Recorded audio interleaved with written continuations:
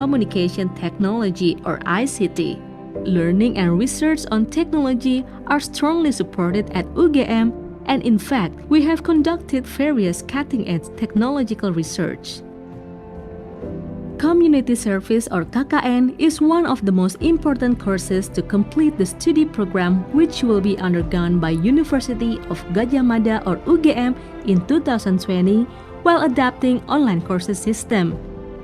Supported by the Ministry of Education, UGM will continue its service within the society across Indonesia during the pandemic issue.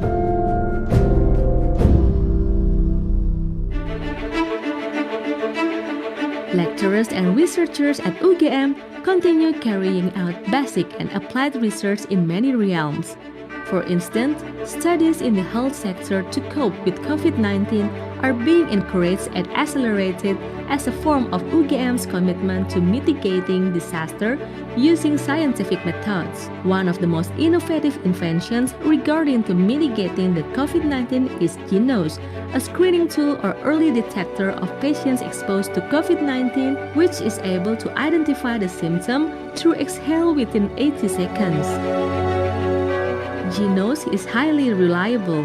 It has a number of advantages as a COVID-19 fast detection tool. Its sensor is able to detect more than thousands of patients in the long term, while providing relatively fast results, non-invasive and affordable. In addition, its usage also applies non-rebreathing mask and disposable HEPA filter.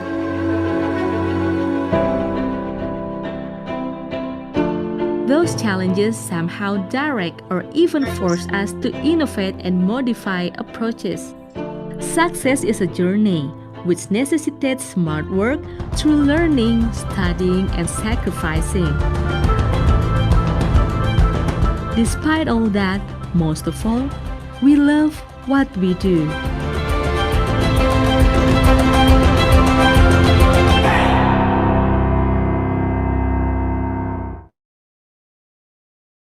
Yep.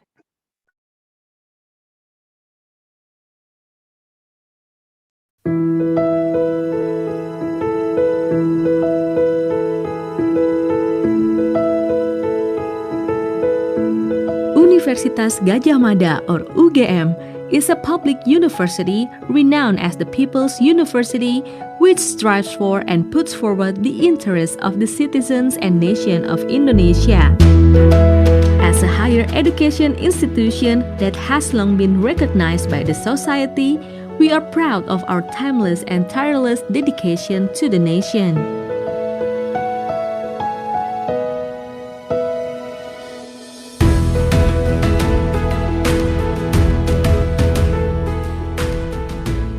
By cultivating, implementing, and leveraging education, research, and community services, which constitute the salient objectives of Indonesian higher education or Tridharma, we remain committed to incessantly promoting the values of Pancasila.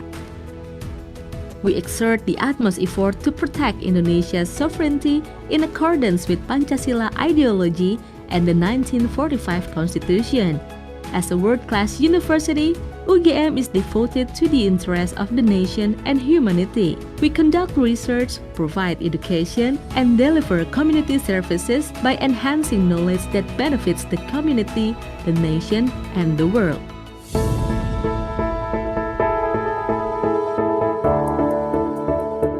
We have been learning from one another and get stronger together since we believe that knowledge is not useful unless it is shared with others. The learning process will never cease developing. At UGM, we learn by continuously exploring sciences, learning from history, observing the present, and researching for the future. We always work hard and never give up. The learning and research processes at UGM continue to run together and explore state-of-the-art innovations. To create a convenient, environmentally friendly, and pollution-free green campus, UGM has built a wisdom park that substantiates the teaching and learning process. The park per se is open to the public. UGM UGM has also developed drinking water facilities throughout the campus, provided by a Drinking Water Supporting Unit. This system is harnessed by the entire academic community of UGM. As the manifestation of its teaching endeavor, UGM operates various field laboratories for educational and research purposes. Furthermore, UGM has established and run a science technopark as an embodiment of its capability of inventing and commercializing a myriad of innovative health products, ranging from medical devices, herbal medicines, and healthy food.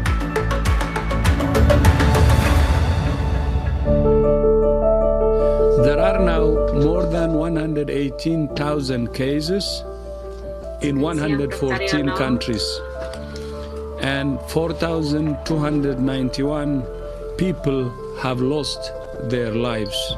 2020 has been a tough year for anyone, and it is no exception for UGM. Campus activities are abruptly halted, student activities on campus are annulled, and everyone is forced to work, worship, and study from home.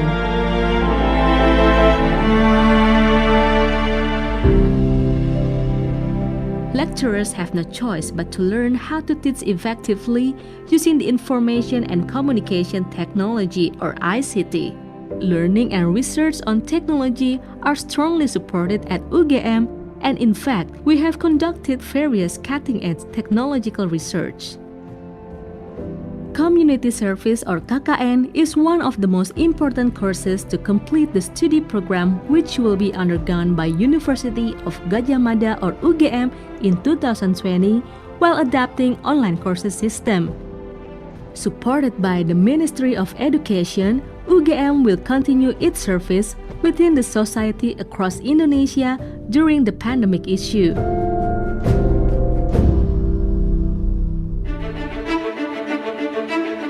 Lecturers and researchers at UGM continue carrying out basic and applied research in many realms.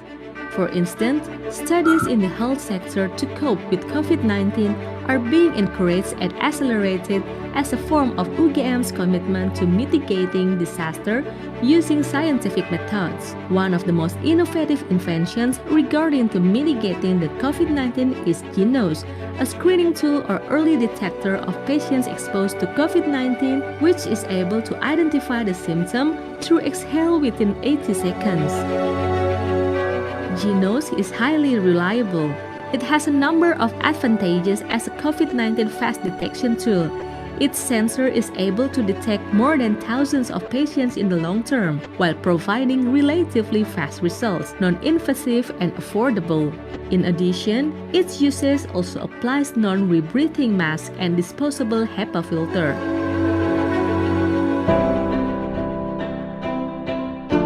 Those challenges somehow direct or even force us to innovate and modify approaches. Success is a journey which necessitates smart work through learning, studying, and sacrificing. Despite all that, most of all, we love what we do.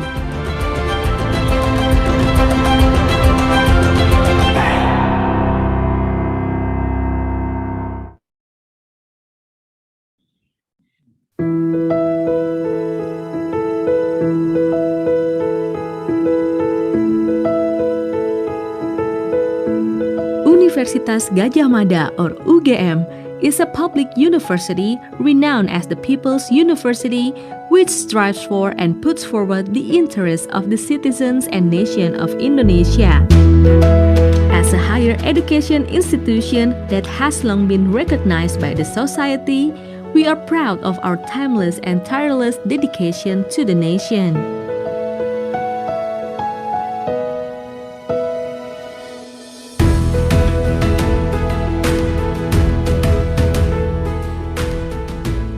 By cultivating, implementing, and leveraging education, research, and community services, which constitute the salient objectives of Indonesian higher education, or Tridharma, we remain committed to incessantly promoting the values of Pancasila. We exert the utmost effort to protect Indonesia's sovereignty in accordance with Pancasila ideology and the 1945 Constitution.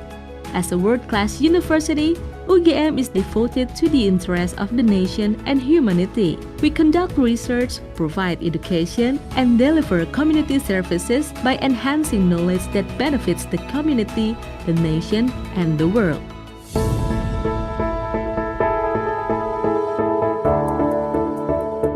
We have been learning from one another and get stronger together since we believe that knowledge is not useful unless it is shared with others. The learning process will never cease developing. At UGM, we learn by continuously exploring sciences, learning from history, observing the present, and researching for the future. We always work hard and never give up. The learning and research processes at UGM continue to run together and explore state-of-the-art innovations. To create a convenient, environmentally friendly, and pollution-free green campus, UGM has built a wisdom park that substantiates the teaching and learning process. The park per se is open to the public. UGM has also developed drinking water facilities throughout the campus, provided by a Drinking Water Supporting Unit. This system is harnessed by the entire academic community of UGM. As the manifestation of its teaching endeavor, UGM operates various field laboratories for educational and research purposes. Furthermore, UGM has established and run a science technopark as an embodiment of its capability of inventing and commercializing a myriad of innovative health products, ranging from medical devices, herbal medicines, and healthy food.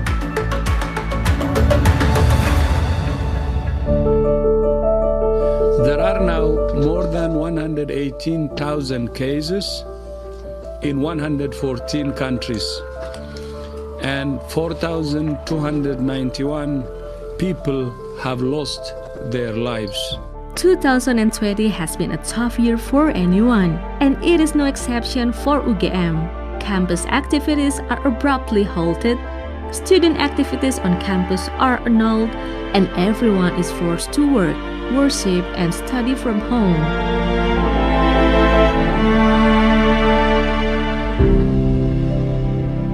Lecturers have no choice but to learn how to teach effectively using the information and communication technology or ICT. Learning and research on technology are strongly supported at UGM, and in fact, we have conducted various cutting-edge technological research. Community Service or KKN is one of the most important courses to complete the study program, which will be undergone by University of Gadjah Mada or UGM in 2020 while adapting online courses system. Supported by the Ministry of Education, UGM will continue its service within the society across Indonesia during the pandemic issue.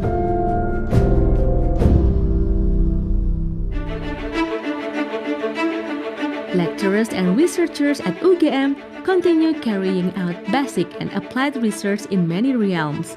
For instance, studies in the health sector to cope with COVID-19 are being encouraged and accelerated as a form of UGM's commitment to mitigating disaster using scientific methods. One of the most innovative inventions regarding to mitigating the COVID-19 is Genos, a screening tool or early detector of patients exposed to COVID-19, which is able to identify the symptom through exhale within 80 seconds. Genos is highly reliable.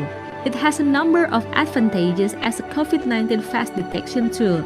Its sensor is able to detect more than thousands of patients in the long term, while providing relatively fast results, non-invasive and affordable. In addition, its usage also applies non-rebreathing mask and disposable HEPA filter.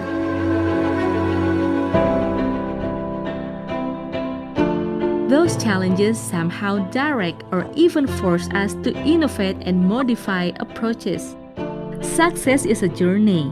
which necessitates smart work through learning, studying, and sacrificing. Despite all that, most of all, we love what we do.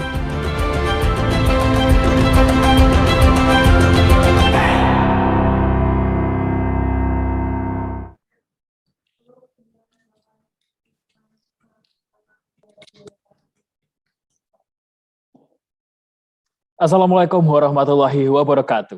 Good afternoon, Waalaikumsalam warahmatullahi wabarakatuh.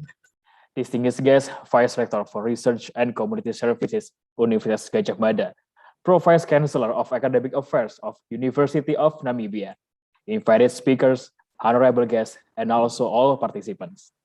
Welcome to the webinar Indonesia-Africa Center of Universitas Gadjah Mada, presented by Agro Technology Innovation Center, Universitas Gadjah Mada. This year's webinar theme is Good Seed Quality of High-Yielding Varieties for Food Security, which is held today on October 7, 2021.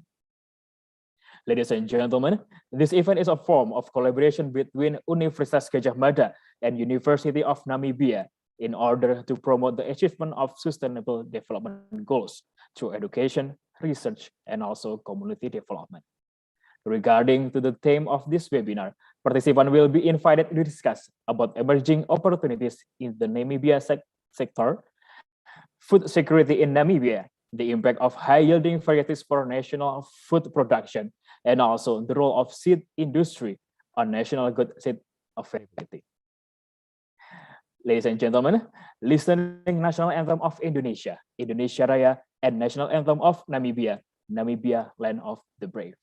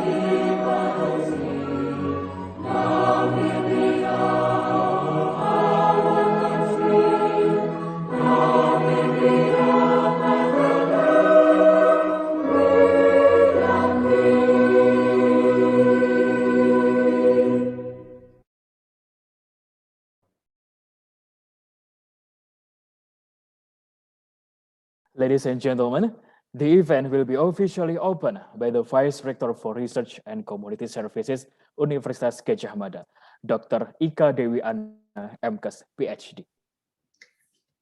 Thank you very much. Very good morning, Namibia, and good afternoon, Indonesia.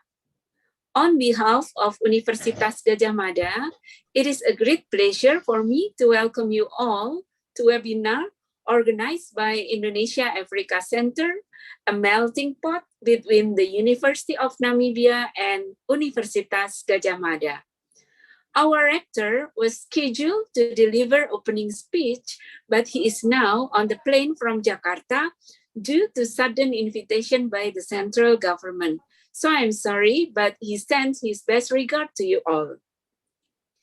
This webinar is the first round held by UGM to follow up the plan to establish Indonesia-Africa Center between UGM and the University of Namibia, which was previously discussed at a meeting in 2018. Before we get started, I would like to express my appreciations to the Agrotechnology Innovation Center, which generously helped us to make this webinar happen. The Indonesia-Africa Center, initiated by the University of Namibia and Universitas Gadjah Mada, aims to work together in various areas and strategic issues related to sustainable development goals. We are sure if both the University of Namibia and Universitas Gadjah Mada jointly work together in collaboration with other Indonesian universities and universities in Africa region, we will be able to resolve problems and respond to challenges we face for the future of humankind. The academic collaboration for education, joint research, and community services in Indonesia-Africa Center is expected to be the twinning platform to nurture students of the world, not only from Indonesia or Africa, to be future leaders in various areas who have strong vision and commitment to humanity and sustainability. The center is also expected to exchange knowledge, resources, and innovations, including students, staff, and network mobility. This webinar is the first in the webinar series from the Twinning Center with the purpose to map and share updates so that we will be able to develop common platforms for education, research, and community services to contribute to society by resolving issues in sustainable development goals. The first webinar is on good seed quality. Even though seeds are very small, the seeds are a key factor in plant cultivation. The role of seeds is not only limited to aspect of productivity, but also to food security. In providing food for the nations, this can be achieved through efforts to increase production and productivity of food commodities, where the use of certified quality seeds of a variety plays an important and strategic role. In ensuring the availability of quality seeds of superior varieties, as well as increasing the use of these seeds among farmers, the seed development program must be more focused, integrated, and sustainable from upstream to downstream, considering that the seed production flow involves various agencies to industries. Therefore, a strong seed system is needed to support efforts to increase production and quality of agricultural products. This is one of the important areas that we will work together. For this, we are lucky to have President Director Glenn Pardede of East West Seed Indonesia as one of our speakers, together with R&D Director of East West Seed Indonesia, Director Asep Harpenas. East West Seed is our big supporter and strategic collaborator, not only for UGM Gene Bank, but also for scientific development in seed and breeding for Universitas Gadjah Mada and for the country. Thank you, President Director Glenn Pardede and Director Asep Harpenas for the time and continued support to us. In this opportunity, I also would like to express my gratitude to my colleagues, my friends at the University of Namibia, Vice Chancellor Professor Kanet Matanku, Vice Chancellor for Academic Affairs, Professor Fred Nord Gideon, Executive Assistant and Advisor to Vice Chancellor, Professor Gilbert Likando, Professor Deyapo Nikanor, the Executive Dean of the Faculty of Agriculture, Engineering and Natural Sciences, and also Professor Osmund Wandemele and all the staff of UNAM and students of the UNAM that I could not mention one by one. Also to all keynote speakers, Professor Roda Bireh, Professor Simon Awala, Professor Dariano, and Director Asep Harpenas. I also thank to the representatives of the Indonesian Embassy in Namibia, Dr. Sultan Shahdir, who are present to support this webinar, and all participants for your contribution to webinar. Last but not least, this first webinar from the series is also dedicated to commemorating the retirement of Professor Wandemele, who has been being in an endless patience to strengthen friendship and partnership between the University of Namibia and Universitas Gadjah Mada. We feel that the University of Namibia is the twin of Universitas Gadjah Mada. We do hope that we can start to provide some small but meaningful answers to huge problems and challenges. One of them is by providing seed to support food security for the better and sustainable future. I wish you all a very fruitful webinar, and by this, we will open this webinar. Thank you very much. Ladies and gentlemen, the next session, welcoming remarks from Vice Chancellor of University of Namibia, Professor Kanet Matanku.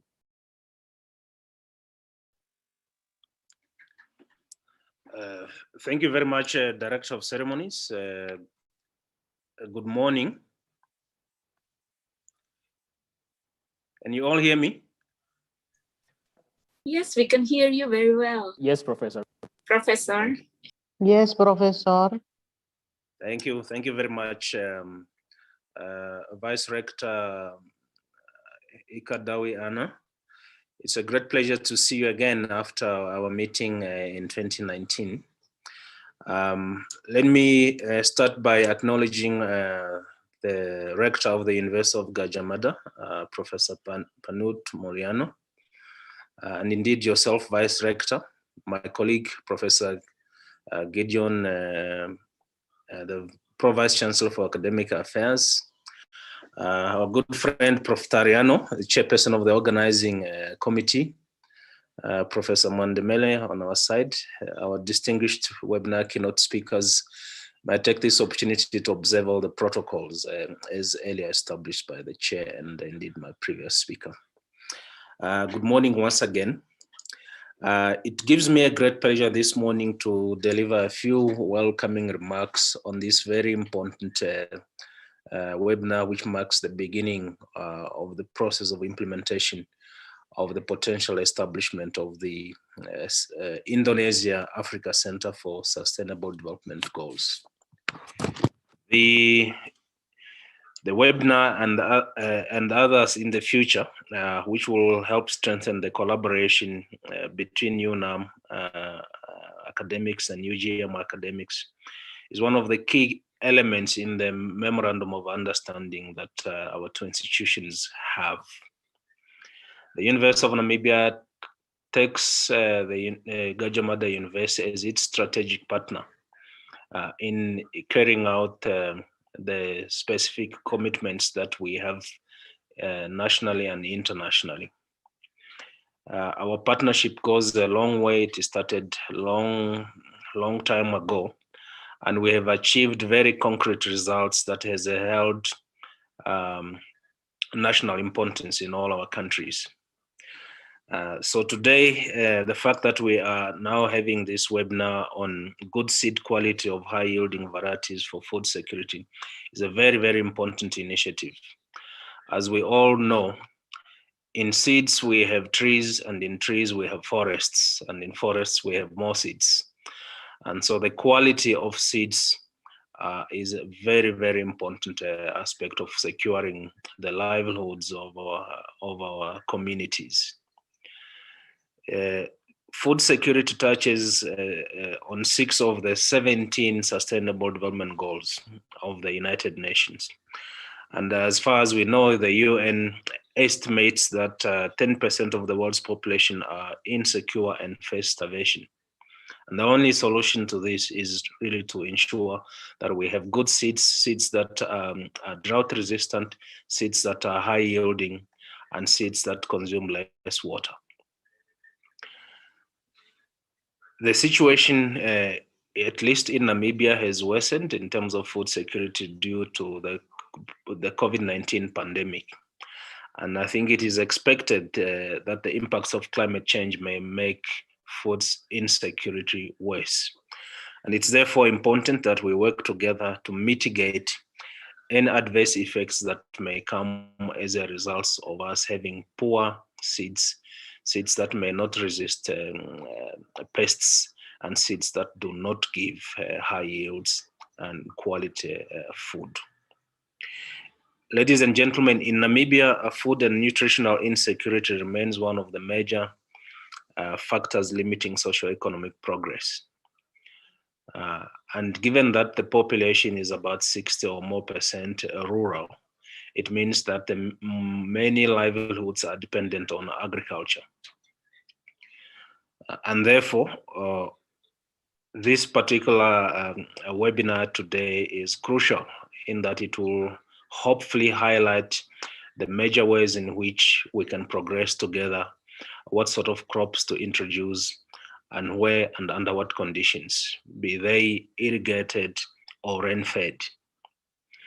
The agricultural and natural resources sector supports the livelihood of around about 70% of the population, but its growth has been statistically low, on average contributing about 7.2% of the gross domestic product during the previous decade.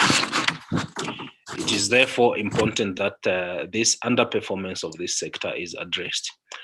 And as universities, we have to take lead to be at the forefront of this progression to ensure our communities are farming what they need.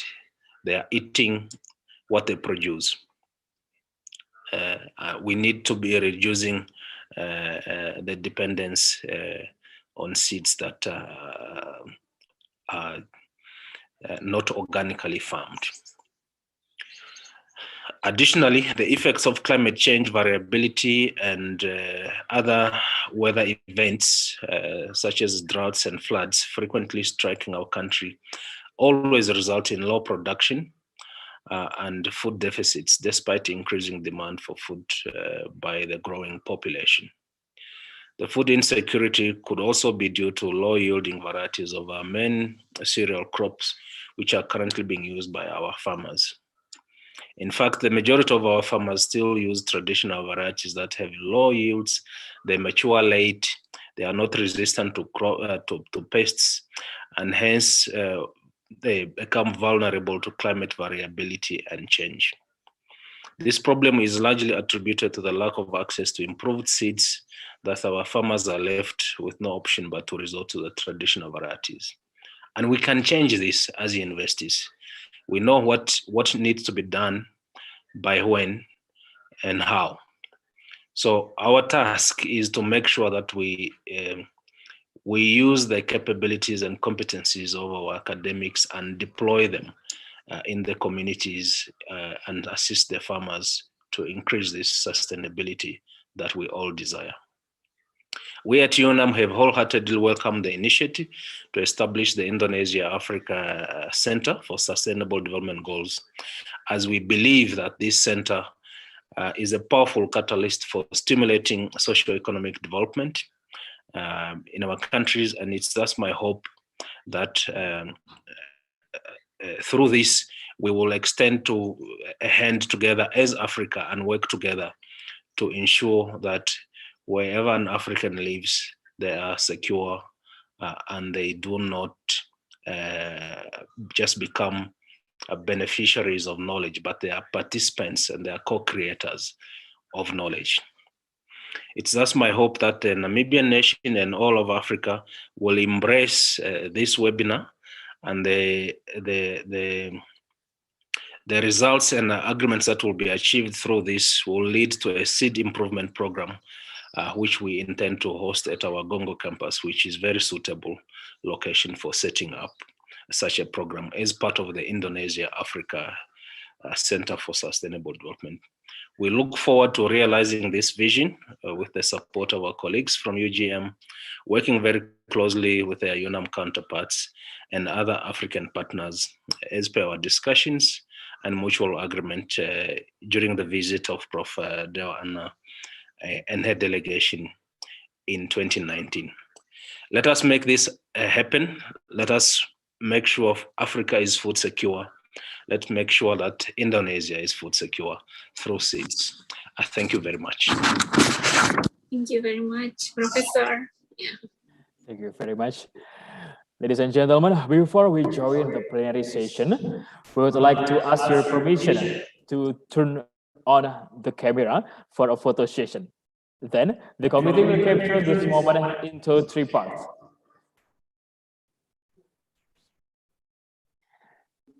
First, on the first slide, are you ready, everyone? 1, 2, and 3. The second slide, 1, 2, and 3. Slide number 3, 1, 2, and 3. Last but not least, the fourth slide, 1, 2, and 3. Thank you so much for your enthusiasm. Now, we are going to the plenary session of this webinar today. There are 4 speakers who will deliver their topics. This session will be led by our moderators, Dr. Panji Sakti Basunanda, SPMP, from Faculty of Agriculture, Universitas Gadjah Mada. And here is his profile. Panji Sakti completed his bachelor and master in plant breeding from UGM. Then he continued his doctoral degree at Justus Liebig University in Germany. He has 12 experiences of rice in the past 5 years. Without further ado, Mr. Panji Sakti, the stage is yours.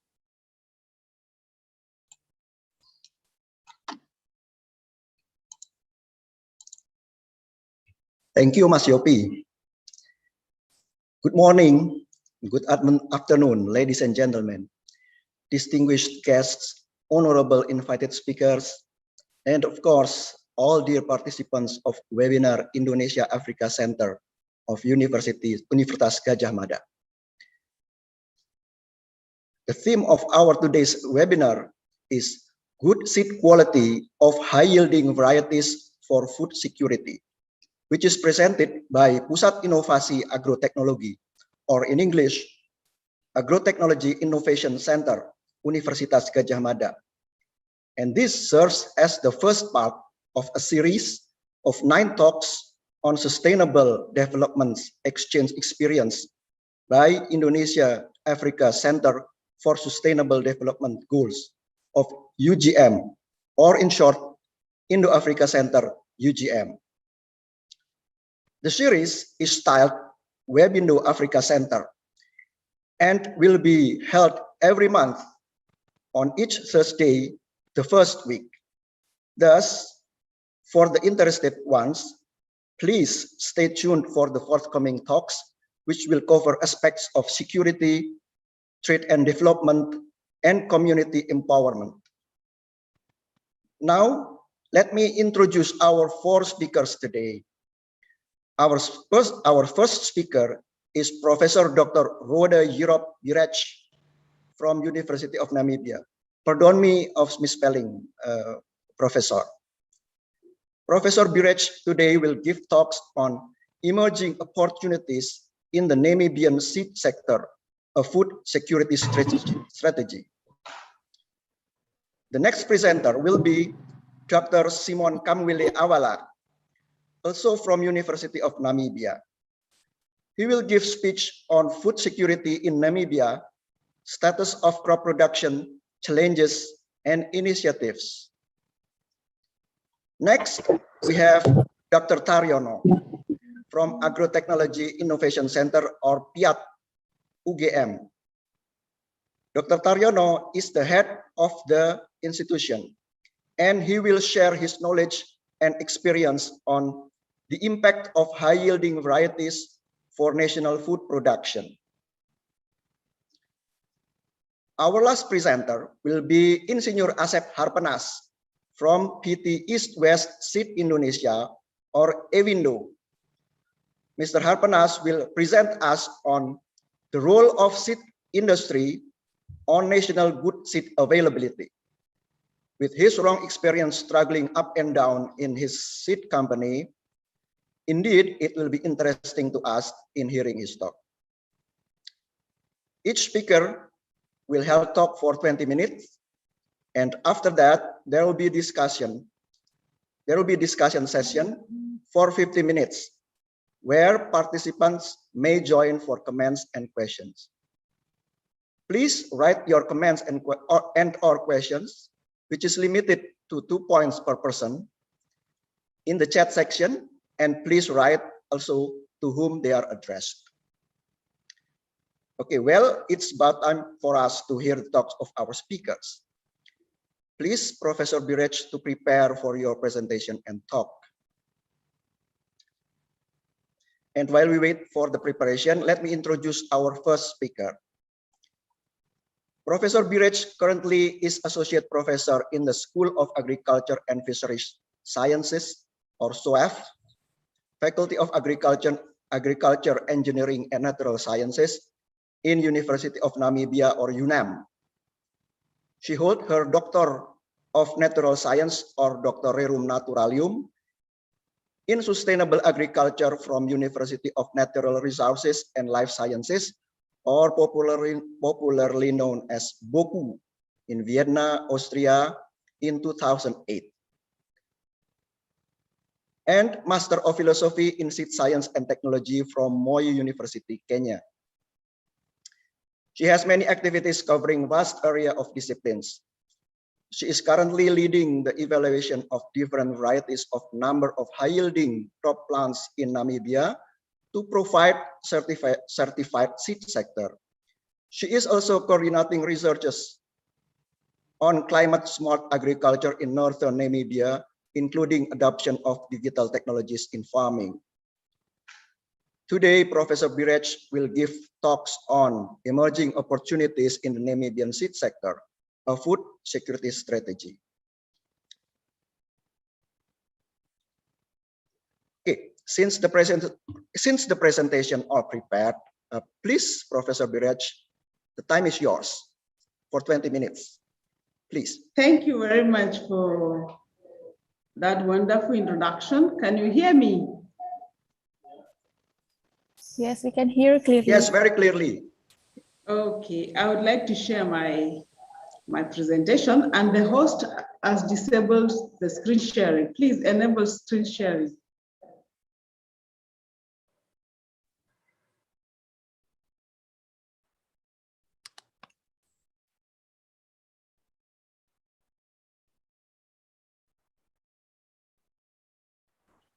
Please, could you enable screen sharing so that I can share my presentation? Yeah.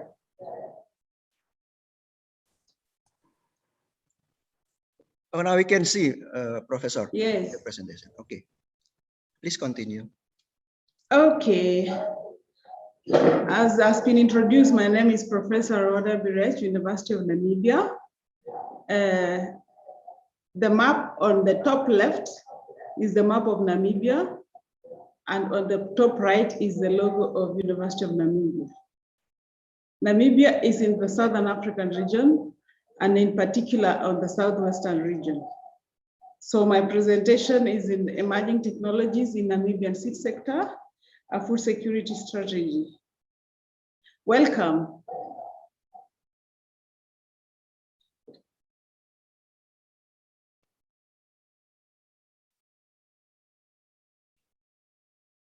Moment.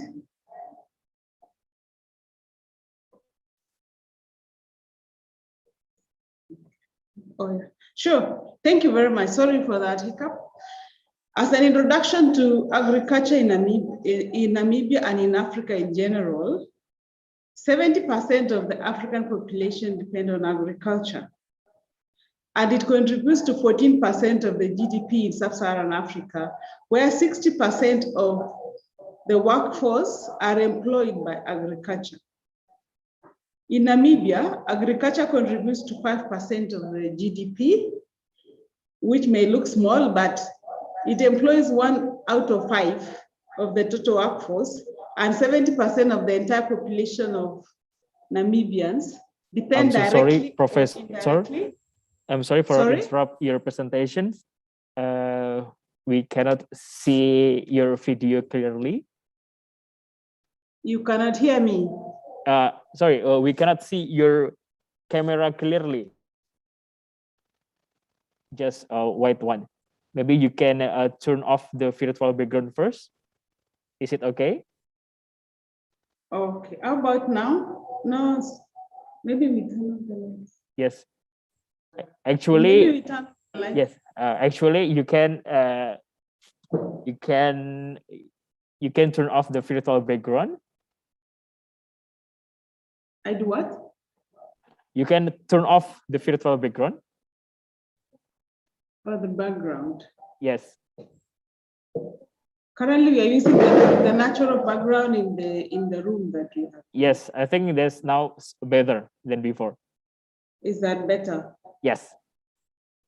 Okay. Okay. Thank Sorry you. for the interruption, Professor.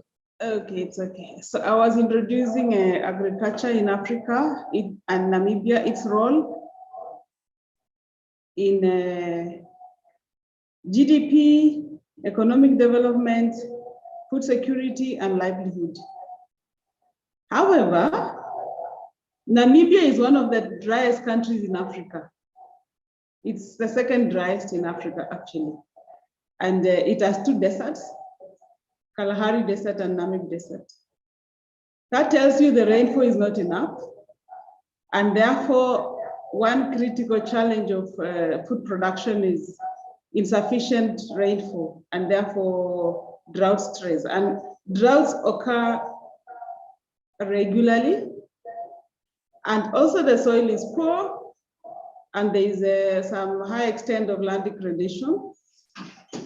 Farmers have limited access to certified seed of high quality adapted varieties of food security crops. There is also limited access to market of produce, high cost of inputs, low technology know-how. And all that shows us that Namibia is producing only about 60% of its food and imports the rest.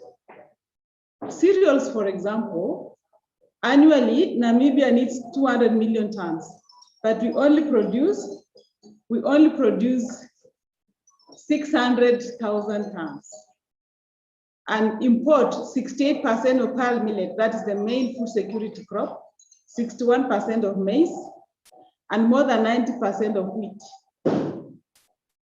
That is, for example, in 2020, Namibia imported 115,000 tons of wheat, 20 tons of potatoes, mainly from South Africa and other countries.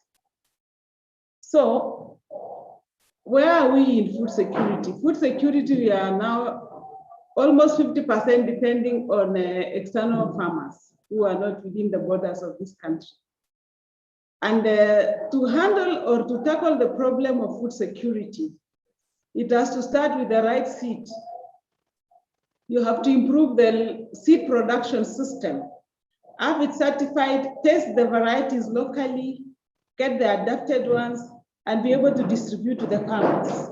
Of course, other interventions should be access to water, irrigation, access to credit, and access to inputs such as fertilizers and minerals. So that is why the seed sector is #1, and the first intervention should enter into food security as a strategy.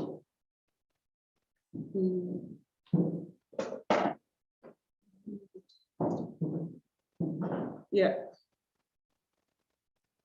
Now, I'll give you a brief of the Namibian certified seed sector.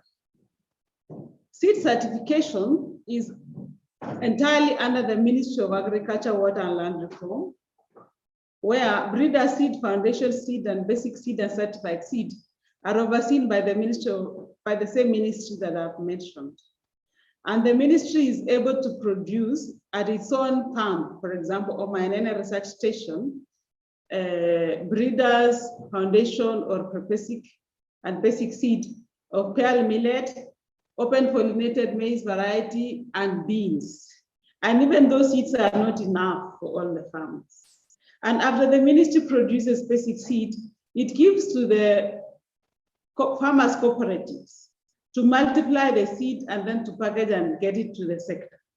This seed is less than 50% of what the country needs. It's not enough. So as we are talking, there is a deficit of 60% of the seed in this country, and almost all the large-scale farms are importing seed from neighboring countries, mostly Zambia, South Africa. And this tells you that there has to be a lot of intervention right from the ministry level, institutional support, infrastructural support, up to the level of breeders, strengthening capacity of plant breeders, seed processing, seed packaging, seed distribution.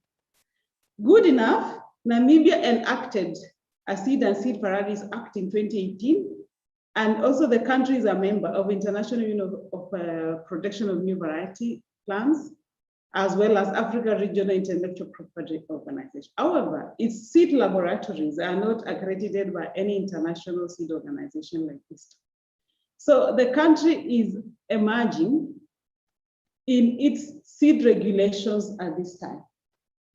It has not been really in the game of extensive certified seed production, only until the last 2 years.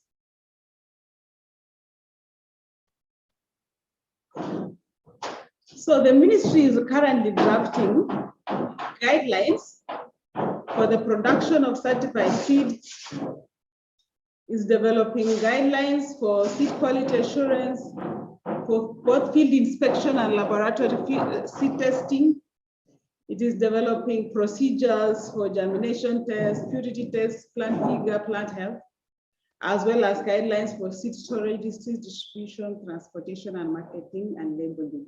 So this particular law, as a seed council, enacts or gives the power to the seed council to be able to register new varieties, to be able to register seed producers, and to be able to regulate the entire process of seed inspection up to packaging, even up to plant breeders' rights. So that is where Namibia is at the moment. And we foresee a strong certified seed sector, as you can see in the table, in that graph. And it should be able to have its own varieties, produce its own seed, regulate its quality, multiply, be able to reach the market, process its own seed, package its own seed, store it, test it, and distribute to the farmers at a reasonable price on time with proper labels, and be able to control even after sale services. That should be what we are expecting.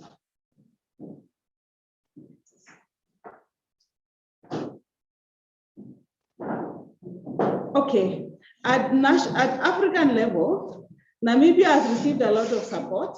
For example, African Development Bank believes that Africa should move to in its 10-year strategic plan that is ending in 2022, African Development Bank wants to reach 74 million African population with agricultural technology. One of them is seed. Seed is the biggest intervention that is being foreseen by the African Development Bank. It's not only African Development Bank. There are many other programs at high level, even African Union, that are targeting seed as a very, very important area of intervention.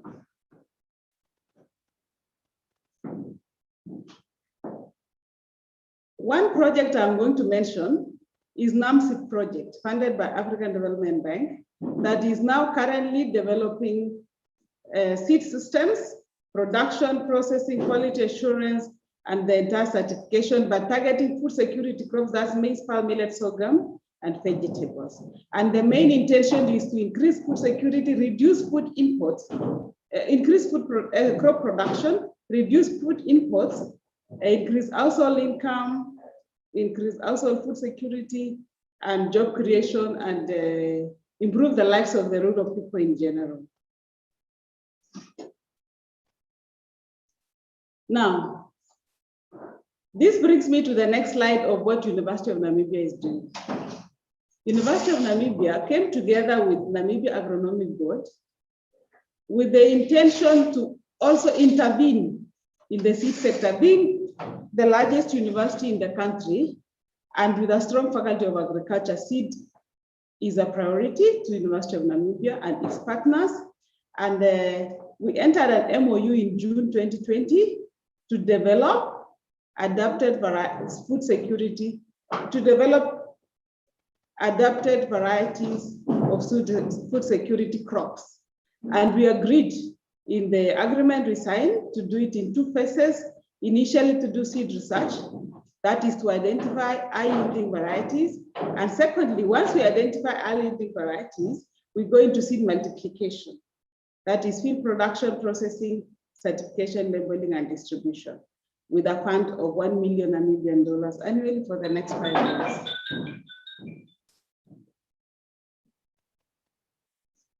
Now, I'll go straight to what we are producing. For the last 1 year, we have tested 60 hybrids of maize from CIMIT, 25 hybrids of pearl millet, 50 hybrids of bread wheat, 6 varieties of potatoes. These are the food security crops that we consider very critical, and we have already, from our preliminary, we are in phase 2 in most of these studies. I mean, it's the second trial, and in some of them we are in the first trial. The results are coming out positively, as you can see. The next slide.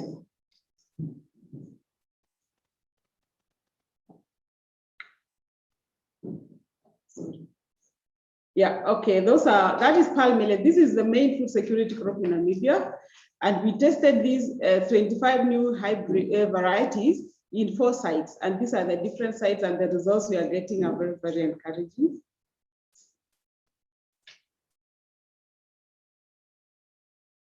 Okay, you can see from this, from one of the sites, you can see the yield of the 25 varieties. And the highest yielding has gone up to close to 7 tons per hectare, while the best of the local varieties was giving us up to 4 tons per hectare under research conditions. That tells you, if you bring in new varieties and you scan them through in the local environment under the current soil conditions, under the current temperature, under the current rainfall, you are likely to pump or to really get good varieties that are high yielding for food security in this country. That is what this graph tells us. We did the same for maize in 4 sites. And we were able to find some up to 10 hybrids of maize which are better than the local varieties, as seen in the next slide. What is planted locally is in red, and some of our local lines which are planted by large-scale farms were doing poor, while the new ones were doing quite well. So we are moving to stage 2 of multiplication so that we do the selection and hopefully now expand the production into large-scale production. For wheat, we got 49 varieties from CIMIT, We tried them in the field. Actually, they are at the stage of head, they are at grain filling as we are talking now.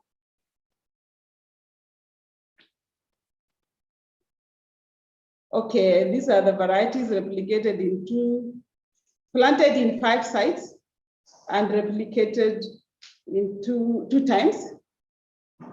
And already we are going to be getting our results in the next 1 month.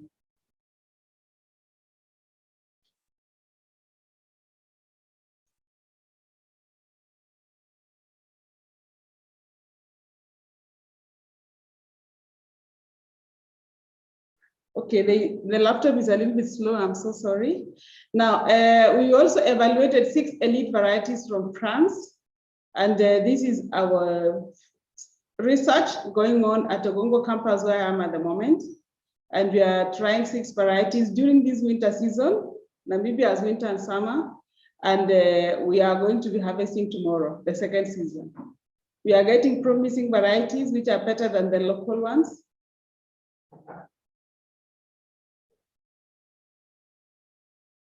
Okay, the slides which I've just passed, I've explained what we've been doing, and I'll just use the next few slides to explain what I am convinced is the next innovation going forward, that is emerging opportunities. I've written 3 possible opportunities. One is conventional seed production, seed identification, evaluation, and production distribution, like what I presented before. Number 2, we can do micropropagation or basic seed of vegetatively propagated crops like potatoes, date palm and crepes. That's very, very possible. Another 3rd innovation is to develop a seed hub that integrates seed research, training, seed business, and advisory on for the sake of the farming population in this country. I'll quickly just go through those slides. Micropropagation. University of Namibia has a tissue culture laboratory, which would quickly help to grow the potato seed industry faster than could happen in the conventional system. And you would start with the selection of the right tubers. You do in vitro plant simulation of the germination from the meristems. You pick from the meristem, you do mini tuber production, and then you go into greenhouse production, field production. You can even select farmers who can be able to expand at the later stages, and finally you're able to package the seed and sell to farmers. The advantage of this method is that it is faster, 40 times faster than the normal seed production, which is conventional. At the same time, the potatoes will be disease-free, virus-free. It should be, and you will get 2 true to type varieties and be able to quickly get the qualities of the new variety reaching farmers within a few years. Excuse me, Professor Birech, you have only 3 minutes left. Please fasten your presentation. Thank you.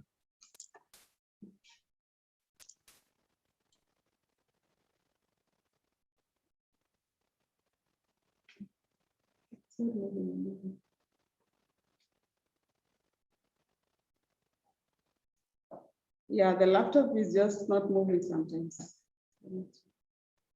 Okay. That shows the potato diseases that usually emerge when you continue producing from the same tubers for a long time.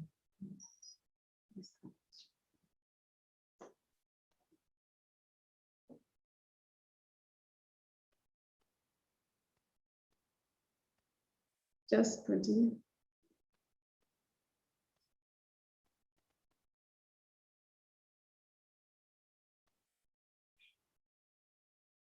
The slides are not moving. Let me just conclude from what I had prepared from down there.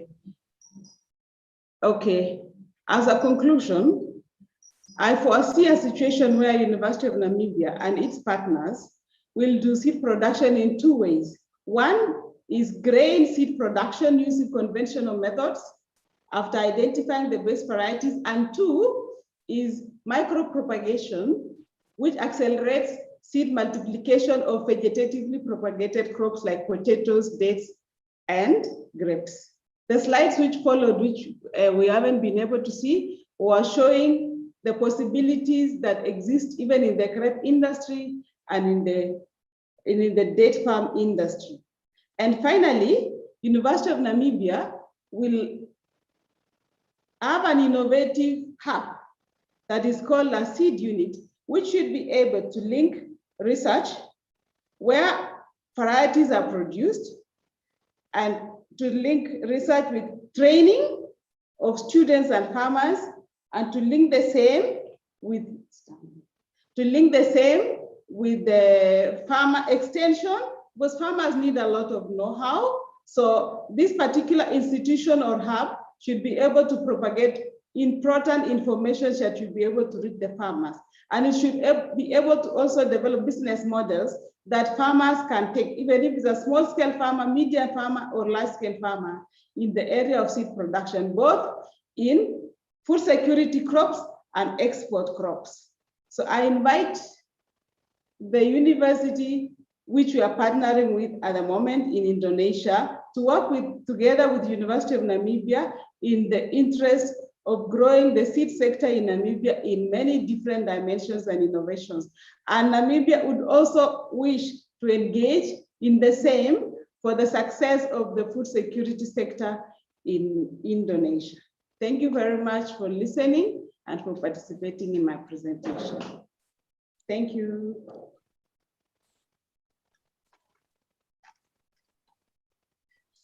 Thank you very much, Professor Berech, for your speech. Please give for participants to give your best applause. Thank you. Next speaker is Dr. Simon Kamwele Awala. Would you please, Dr. Awala, prepare your presentation and speech? Dr. Awala currently is a lecturer of agronomy and seed science and technology in the Department of Crop Production and Agricultural Technologies, School of Agriculture and Fisheries Science, or SWAF, Faculty of Agriculture, Engineering and Natural Sciences, University of Namibia, or UNAM. He got his PhD in Agricultural Science in Agronomy in 2017 from Kinda University, Japan, and received a prize as the best student in PhD activities in the Graduate School of Agriculture. His Master of Science in Agricultural Sciences, majoring in plant physiology, was obtained in 2008 at Nagoya University, Japan. Dr. Awala serves as manager of UNAM Rice and Matanku, or Millet Research Project, and recently led the development of the SWAF Research Group proposal on rice value chain. He previously worked as senior researchers in the Ministry of Agriculture of the country, leading the National Sorghum and Pearl Millet Research Program and National Post-Harvest Program. He is active also as the co-founder and deputy editor of the Welwitschia International Journal of Agricultural Sciences, or WIJAS. Is the presentation already prepared?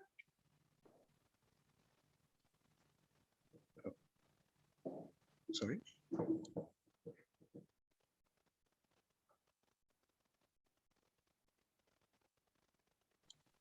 There is a question from the committee, Professor Dr. Awala. Will you be the one who present or from our side? I would like to present from my side. Okay, okay. So you will present by yourself. Okay, then the time is yours. It's your time for 20 minutes. You have time. Please, Dr. Awala.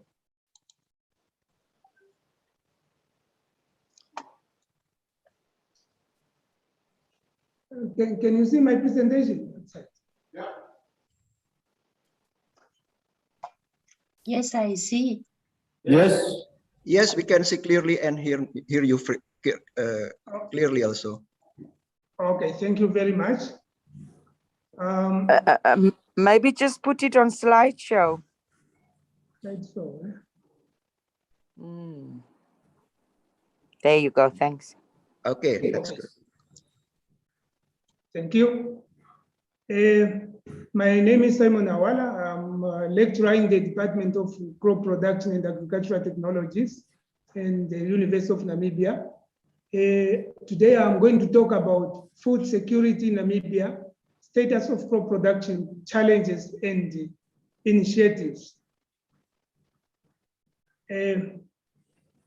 This map shows the position of Namibia in Southern Africa, map of Southern Africa, and Indonesia is far across the ocean, as you can see here. So the total land area of Namibia is it's more than 800,000 square kilometers. As you can see here, the country is classified as semi-arid country in terms of climate, and the total population is 2.5 million. So Namibia just attained its political independence in 1990. So whatever we are doing, we use 1990 as benchmark.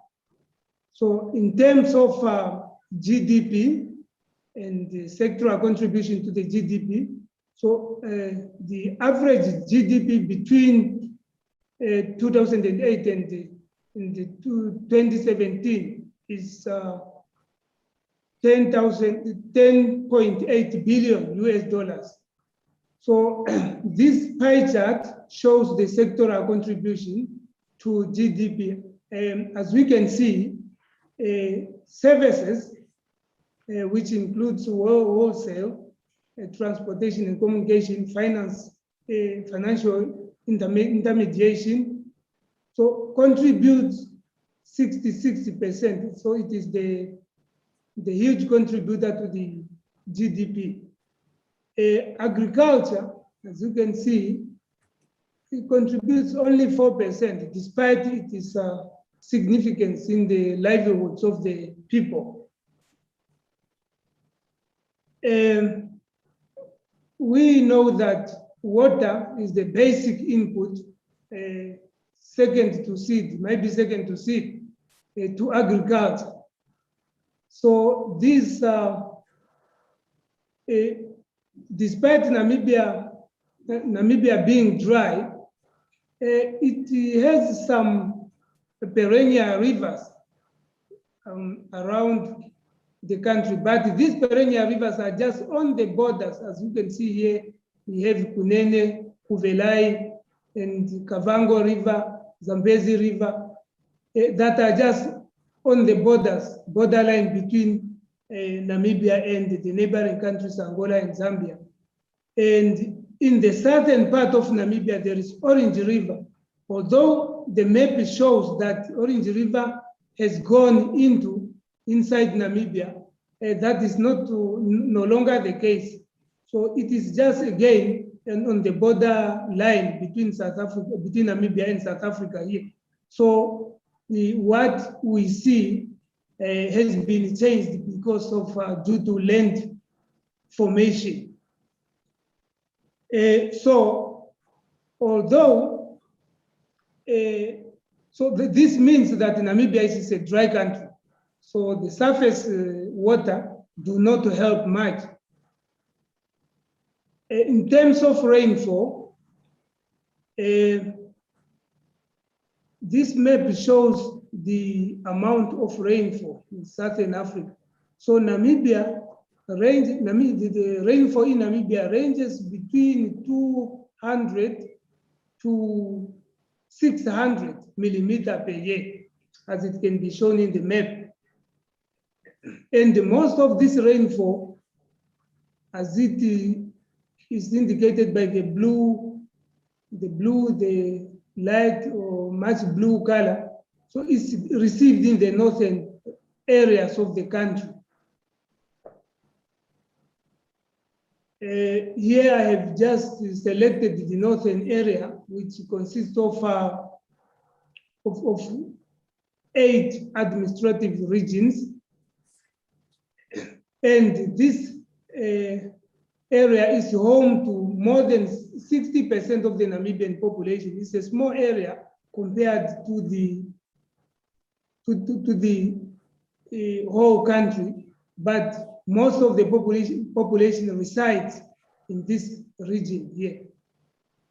And the majority of the people are small-scale farmers who produce crops. This graph shows the rainfall across the northern area. In all these graphs, they are from 4 stations, from northeast to northwest. So the Katima station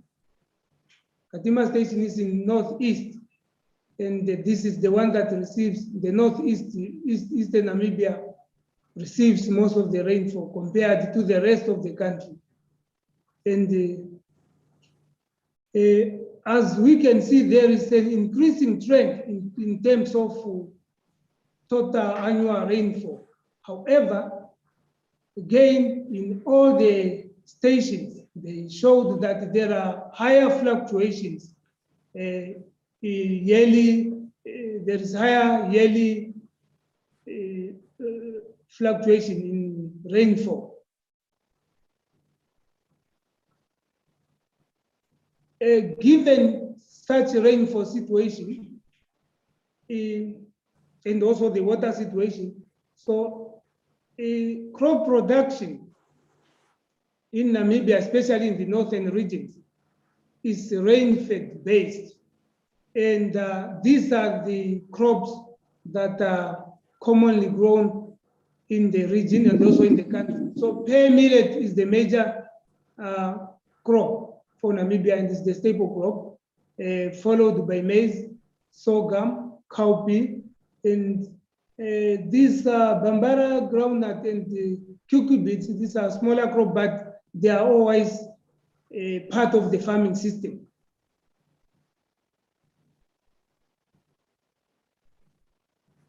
Well, although we have several crops, these are the major cereals that are consumed in Namibia. And the pear millet itself it is locally produced. Maize is a combination of local production and import. Wheat, again, local production and import. Now we are going to see the average cereal grain production and import.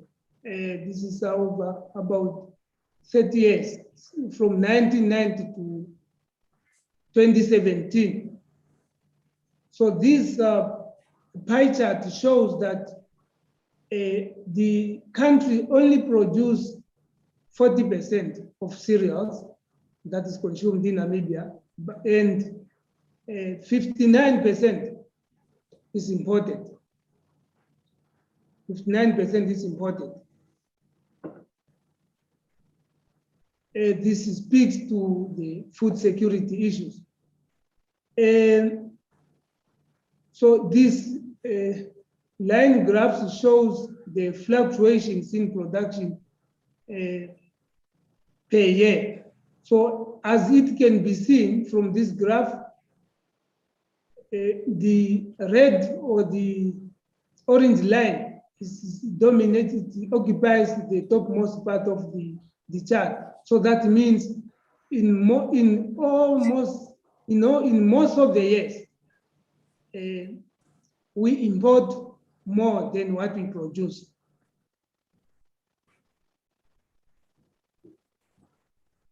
Yeah, this table shows the proportion per crop.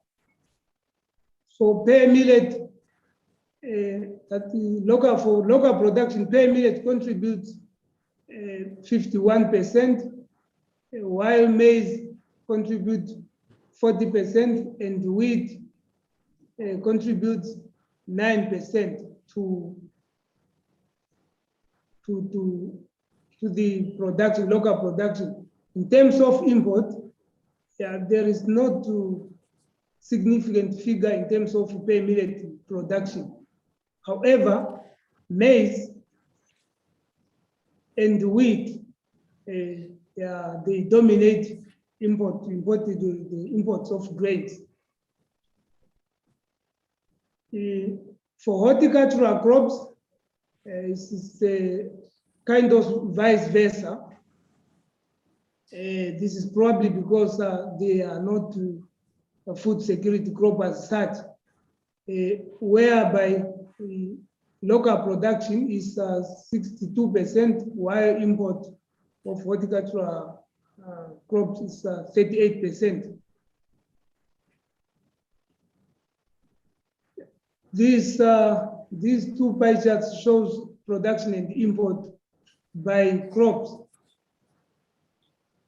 If we look at the production, so we can see that yes, there is a high proportion from a combination of horticultural crops, which is 47%, but there is an interesting part that 28% of production is potato, and onion, followed by onion, which is 16%.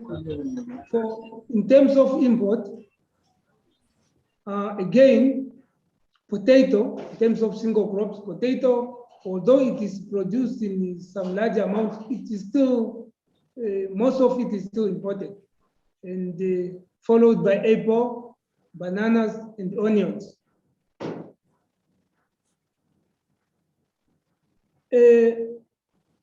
These are the major challenges to crop production in Namibia.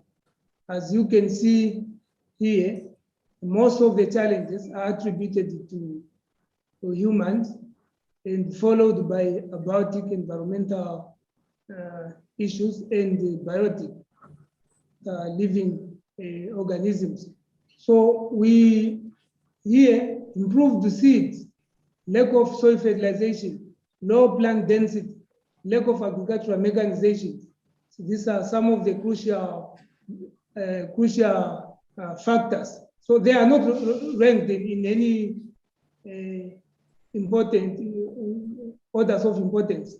So in terms of abiotic, drought, flood, delayed short rainy seasons, infertile sandy soils, those are also some of the major factors hindering crop production.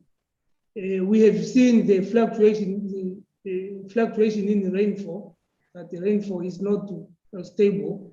So production can fail either due to flood or due to drought. Weed competition is also a major problem, and insects, birds. This picture shows a typical setting of homesteads in northern Namibia. Looking at these pictures, it was taken during the dry season, but this ecosystem can be flooded when there are higher rainfall, in years of higher rainfall. So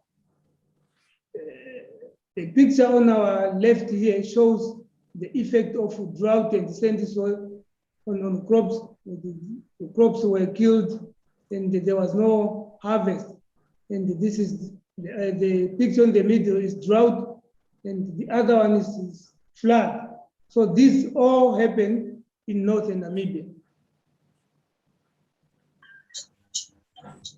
Coming to initiatives that have been taken to improve food security in the country.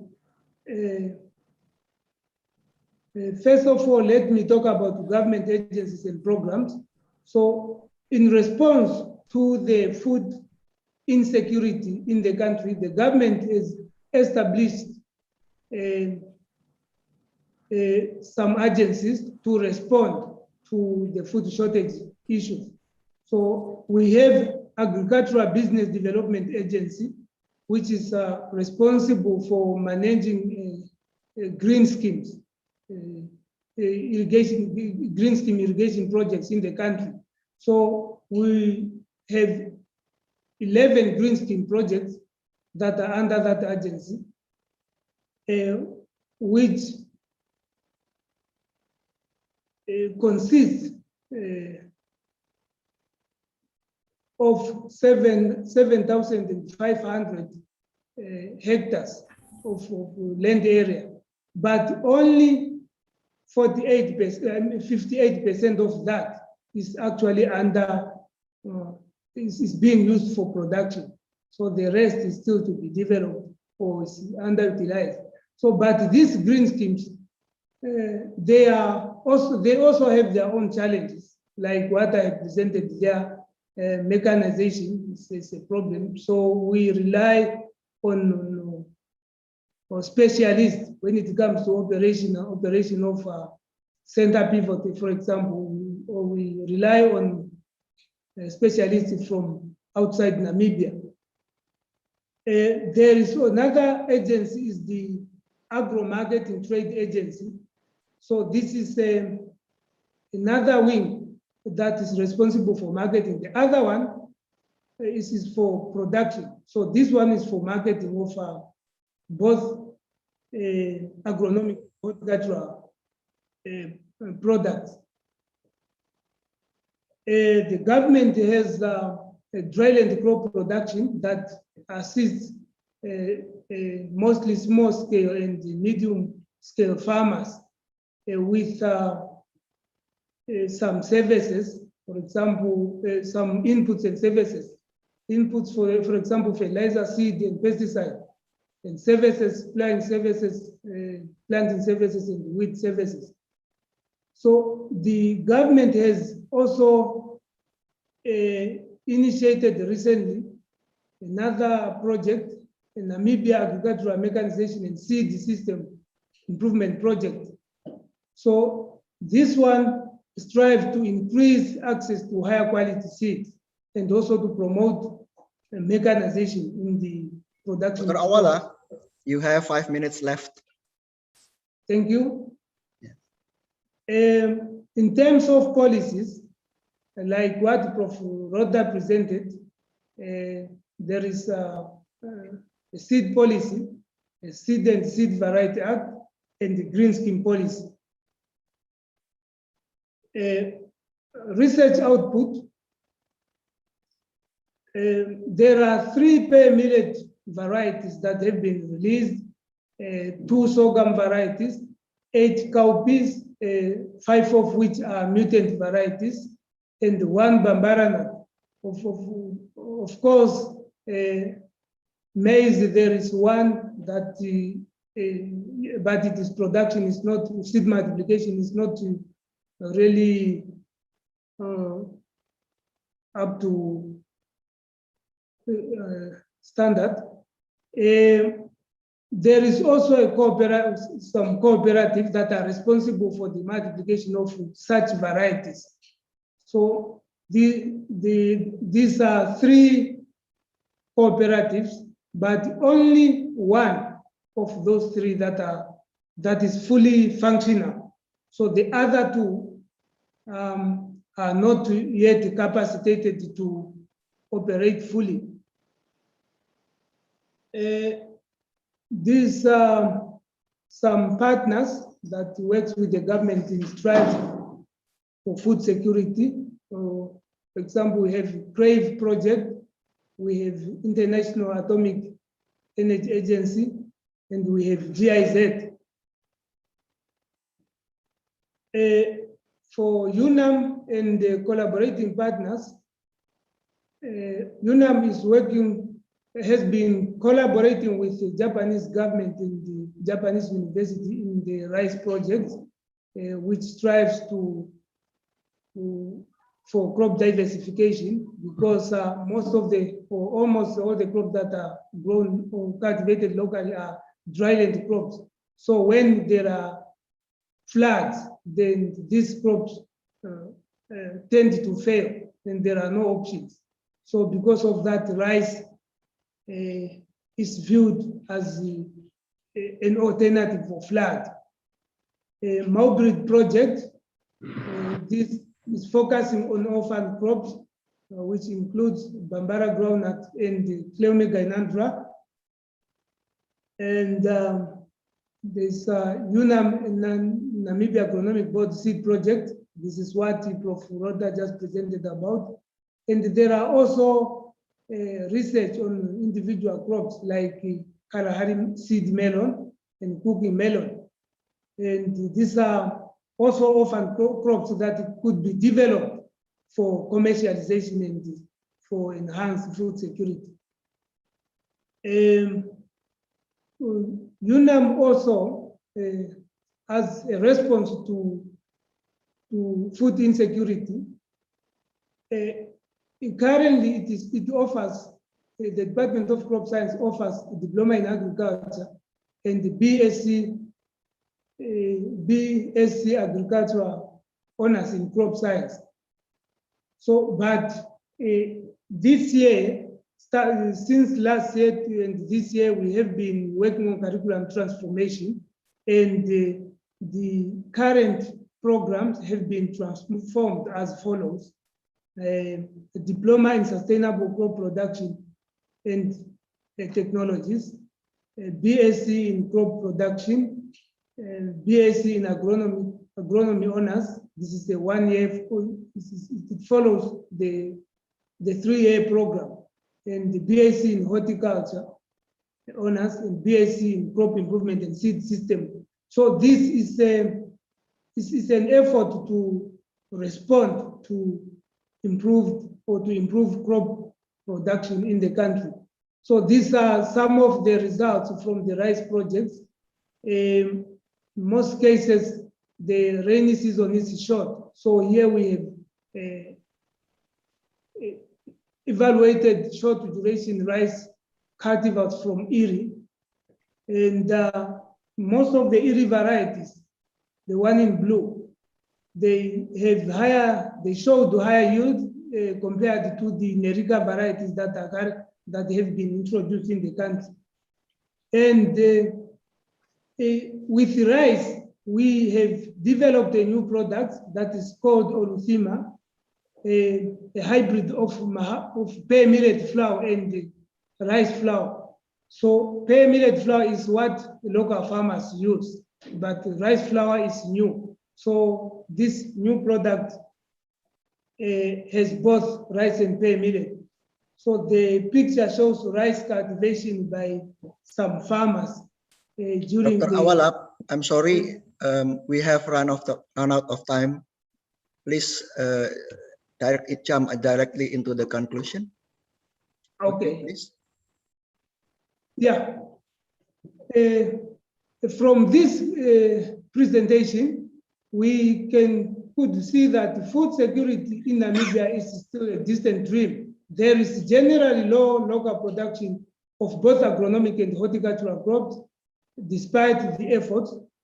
We have also seen the proportion of 59% for Syria imports and 38% of horticultural imports.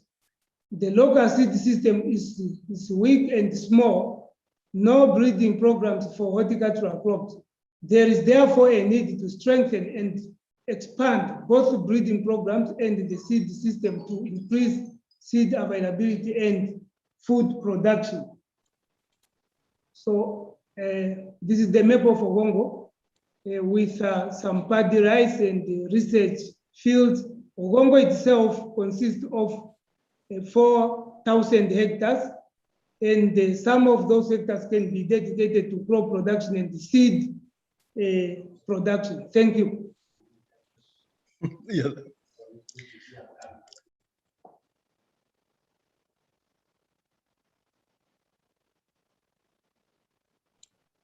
I'm done.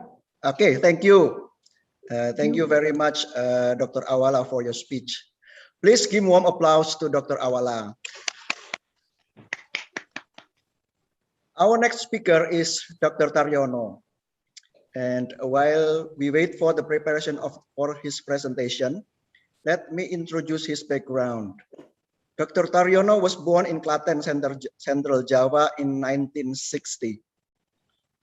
He had his doctor in natural sciences from Humboldt Universität zu Berlin and had his master science from Faculty of Science Vrije Universiteit, or in English, Free University in Brussels, Belgium. He is currently the head of Agro-Technology Innovation Center of UGM and actively engaged in raising the institution profiles, one of which is the founding of Indonesia-Africa Center for Sustainable Development Goals of UGM. He was formerly also a Vice Dean of Faculty of Agriculture of Universitas Gadjah Mada and also Head of Department of Agronomy in the faculty. He has wide area of training covering tissue culture, mutation and molecular breeding, to simulation and modeling from all over the world, from Australia to Thailand and also from Europe. Is your presentation already prepared, Mr. Dariano? Yes. So since the presentation all prepared, please, Dr. Dariano, the time is yours for 20 minutes. Thank you very much, Dr. Panji, who manages the time of our presentations. So my titles of the presentation is the role of plant breeding on food security. It's not about the high yielding varieties, but at the end, we will understand there is a big correlation between plant breeding activities and high yielding varieties. So it is the outline of my presentations. First, I will talk about the plant breeding and crop production system. And then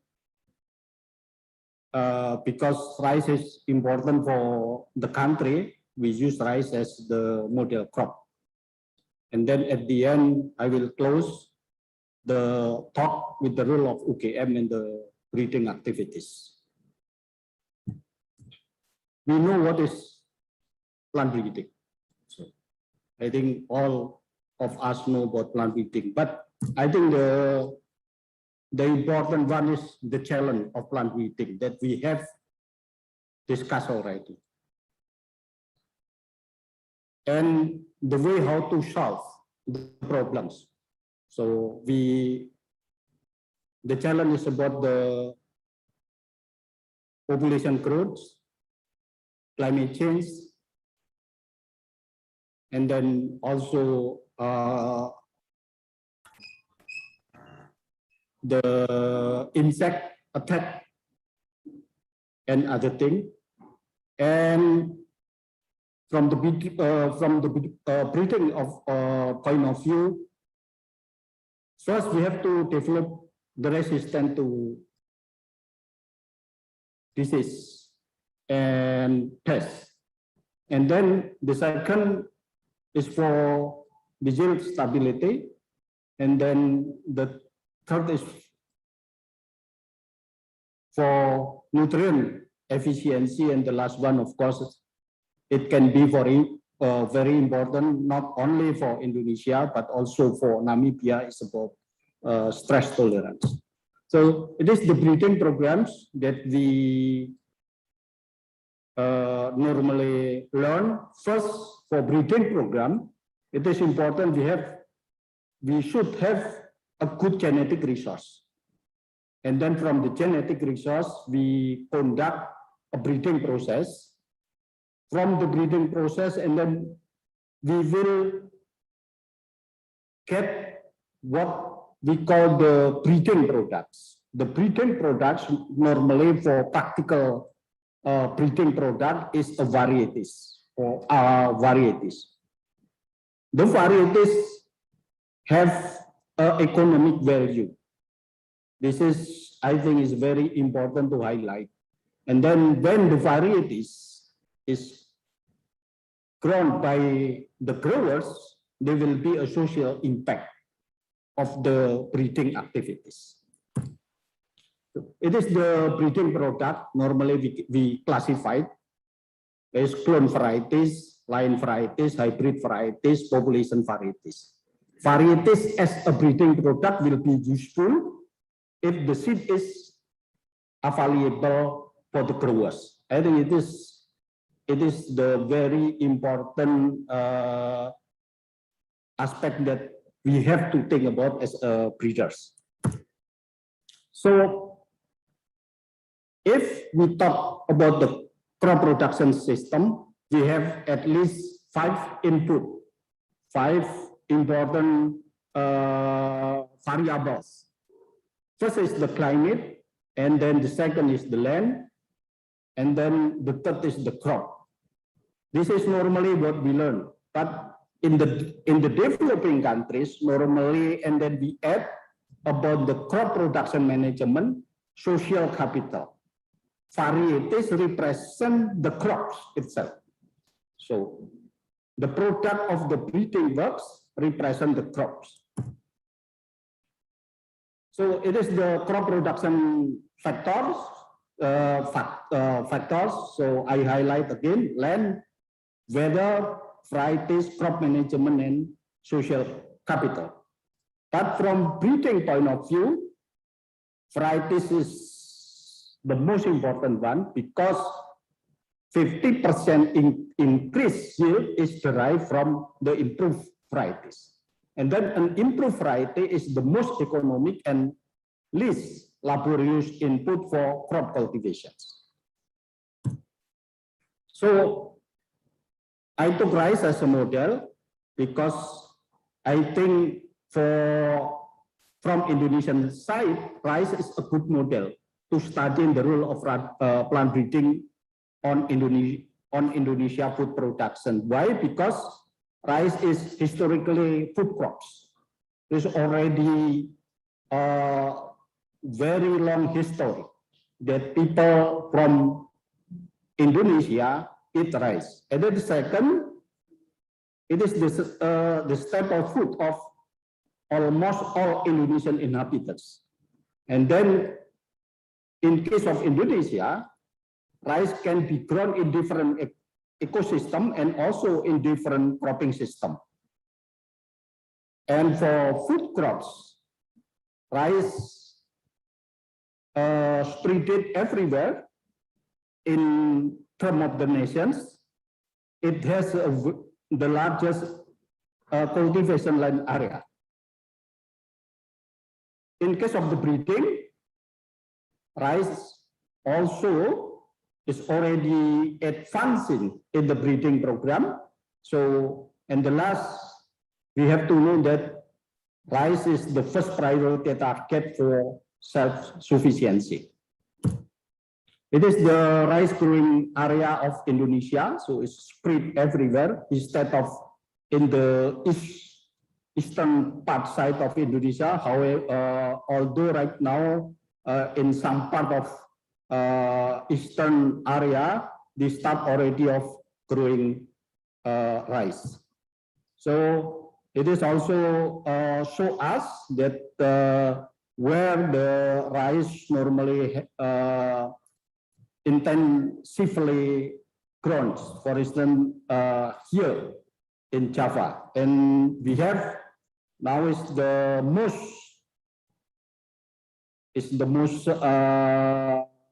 province that they grow normally very intensive rice. For instance, first is of course in the south of Sumatra, and then West Java, Central Java, East Java, and the last one is in the Central Sulawesi. So in terms of breeding activities, in case of Indonesia, so the breeding works related to rice is already started a long time ago. It's before 65. So before 65.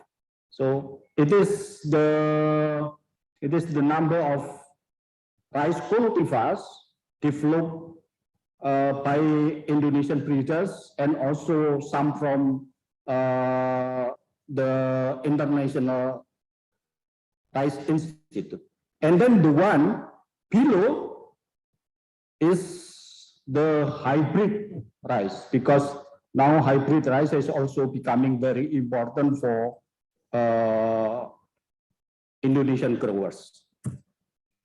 And if we have a look the improvement productivity of rice, so we saw here that at the beginning, the productivity of Indonesian rice is only around 4 tons a hectare, but at the end, I mean in the year of 2010, for instance, the new in Pari can reach for 10 tons a hectare for its planting seasons.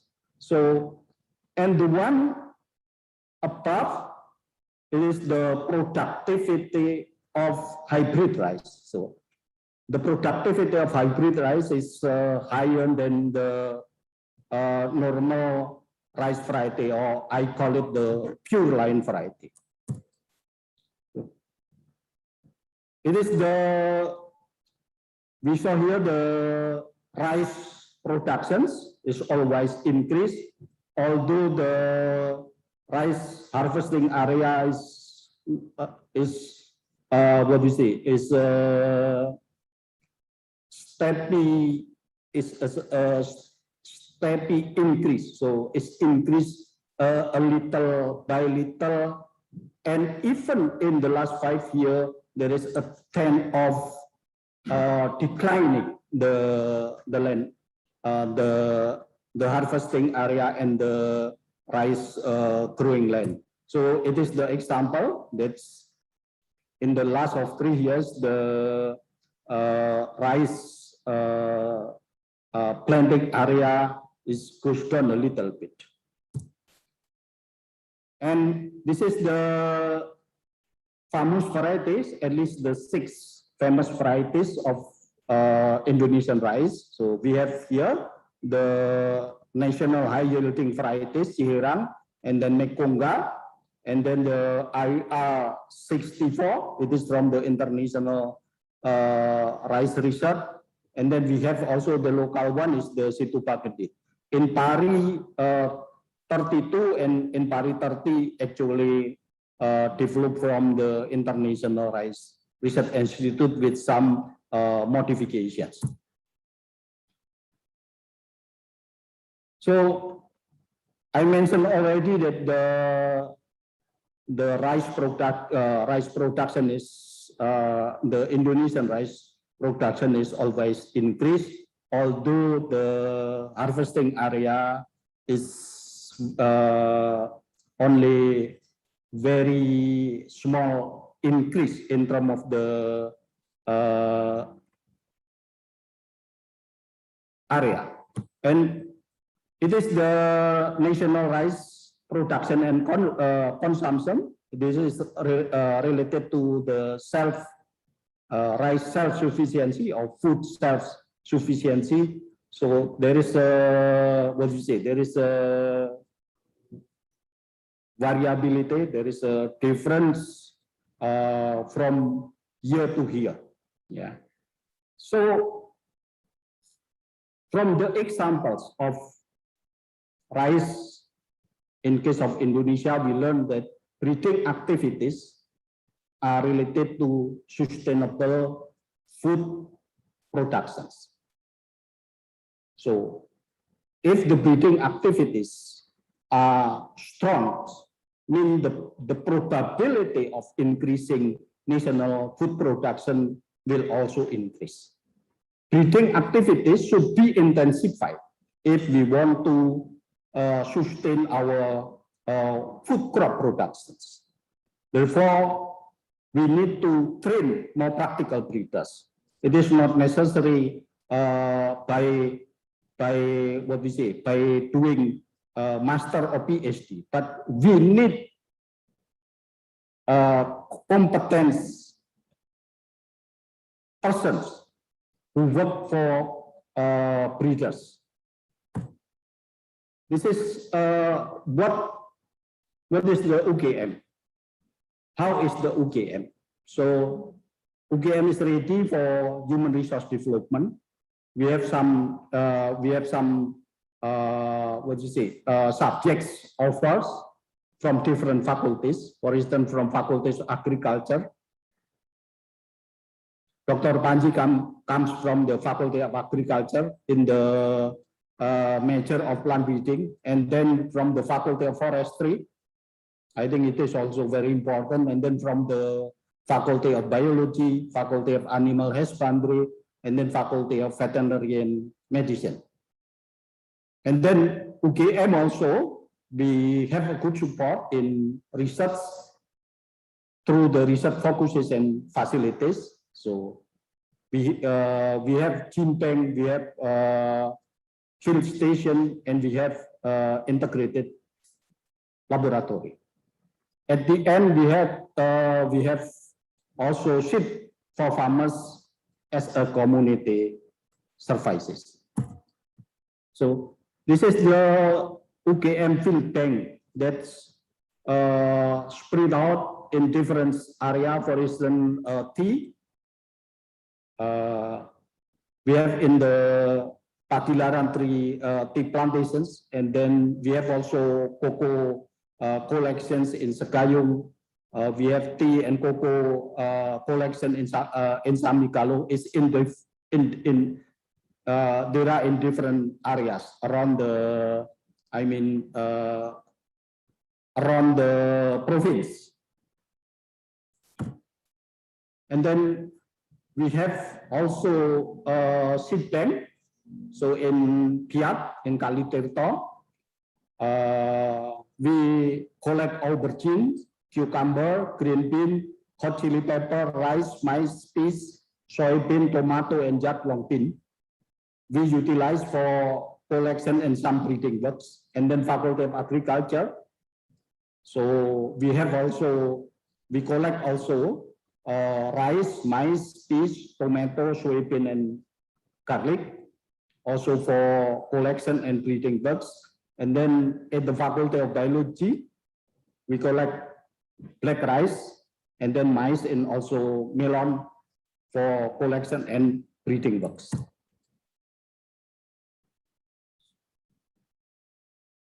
Yes.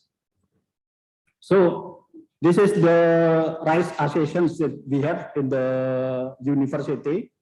So it increased always by month, 2 months, I call it.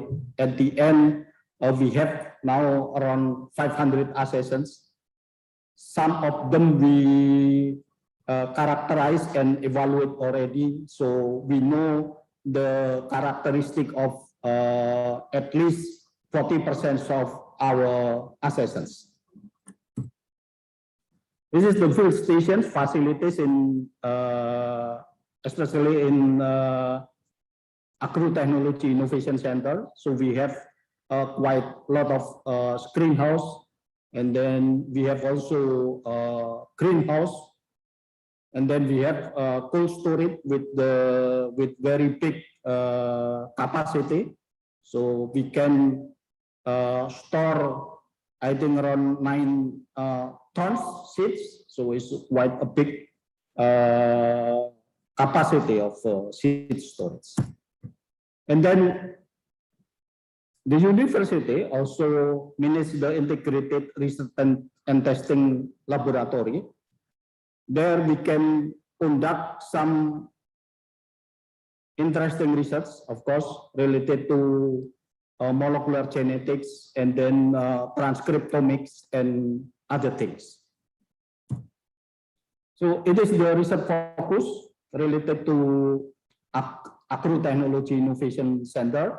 So we have research focus on jatlong bean related to rhizobium responsive and drought tolerance. And then chili pepper is about Ralstonia resistant. Eggplants is also Ralstonia and nematode resistant.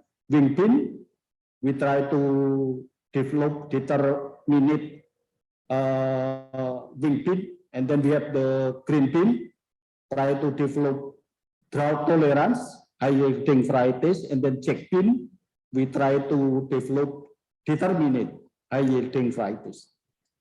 And then at the end, we have also, we work also on rice. So together with the Faculty of Agriculture, we try to develop abiotic stress tolerant high yielding varieties. It is the activities of community service. So the improved seeds from the farmers normally, and then we send back to the communities by some activities. For instance, here is through the community services, and then to women's activities, and then the last one, of course, is through the yachts. I open the conclusions because I think we know already that plant breeding is very important to support the food security, to increase the national crop productions. I think this is the end of my presentations. Now the times I will give back to Mas Panji Sakti Basunanda. Thank you very much.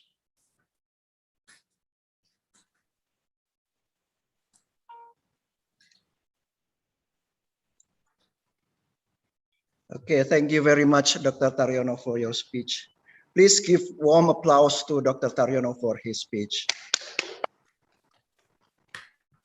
Now, to conclude the presentation session, I would like to introduce Engineer Asep Harpenas as our next and last presenter.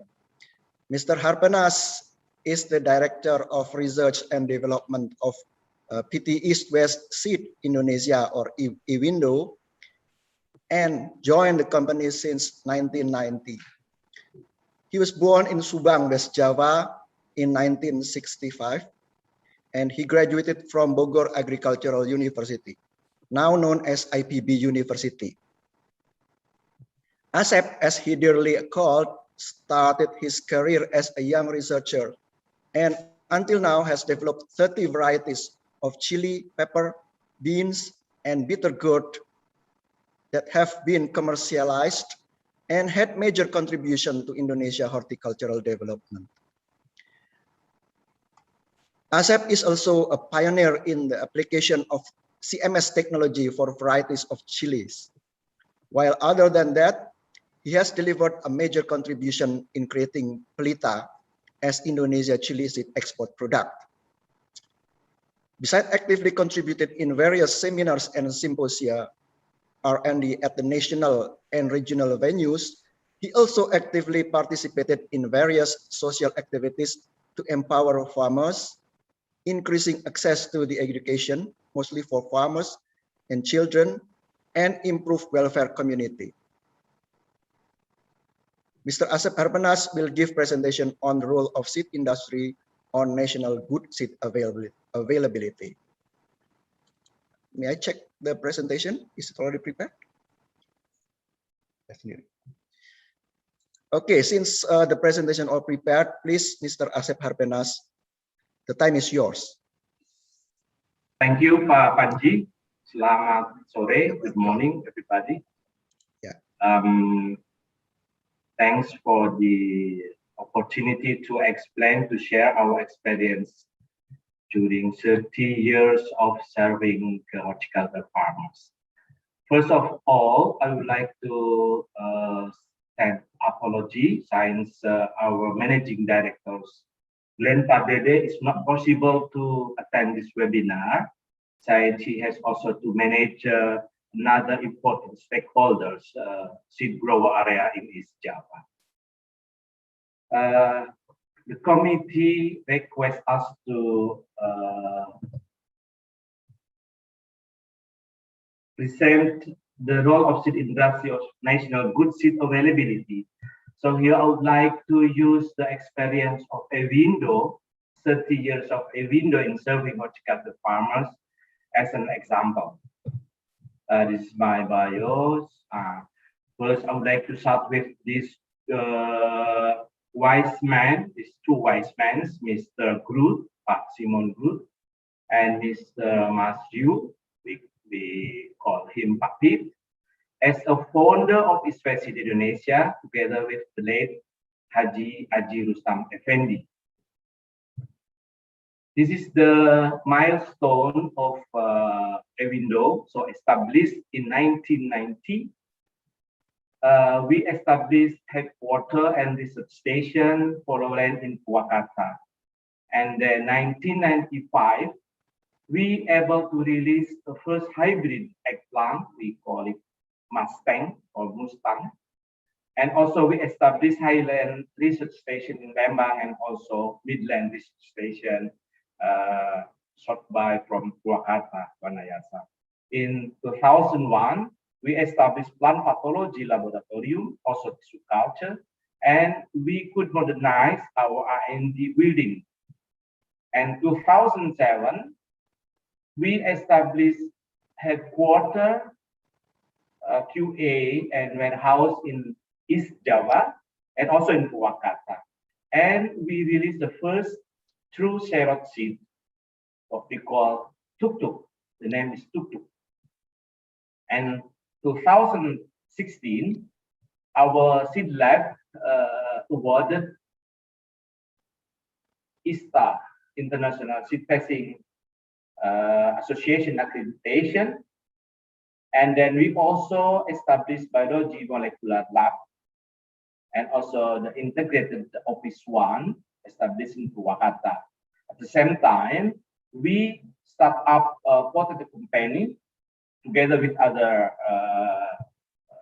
provider, and also we established sweet corn factory in Kediri.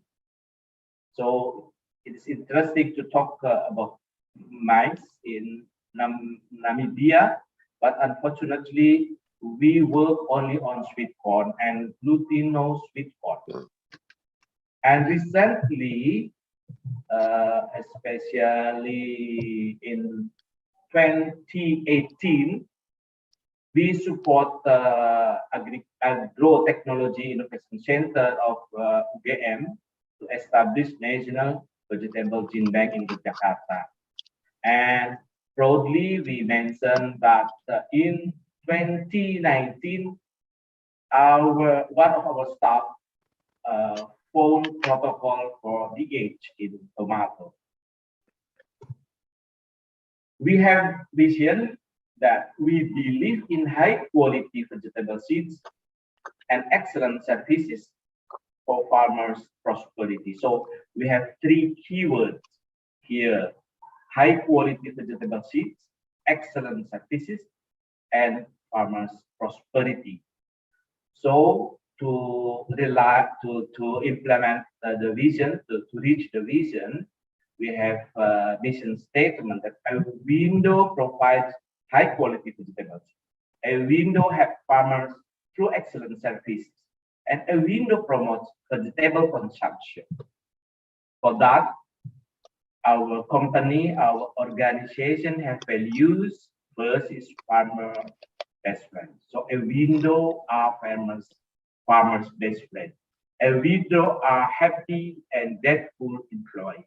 A window are strive for excellence. Here I would like to mention to all of you that we are integrated seed company. So we are dealing with customer preferences, and then we follow by germplasm collection in terms to fulfill the customer preference, then breeding process. Then we submit several candidates test in multi-location, and then if we able to select the best candidate, we will introduce to farmers. Of course, we have to register via variety release office, and then finally introduce the market. So we are integrated seed company from market and back to market. This is our profile.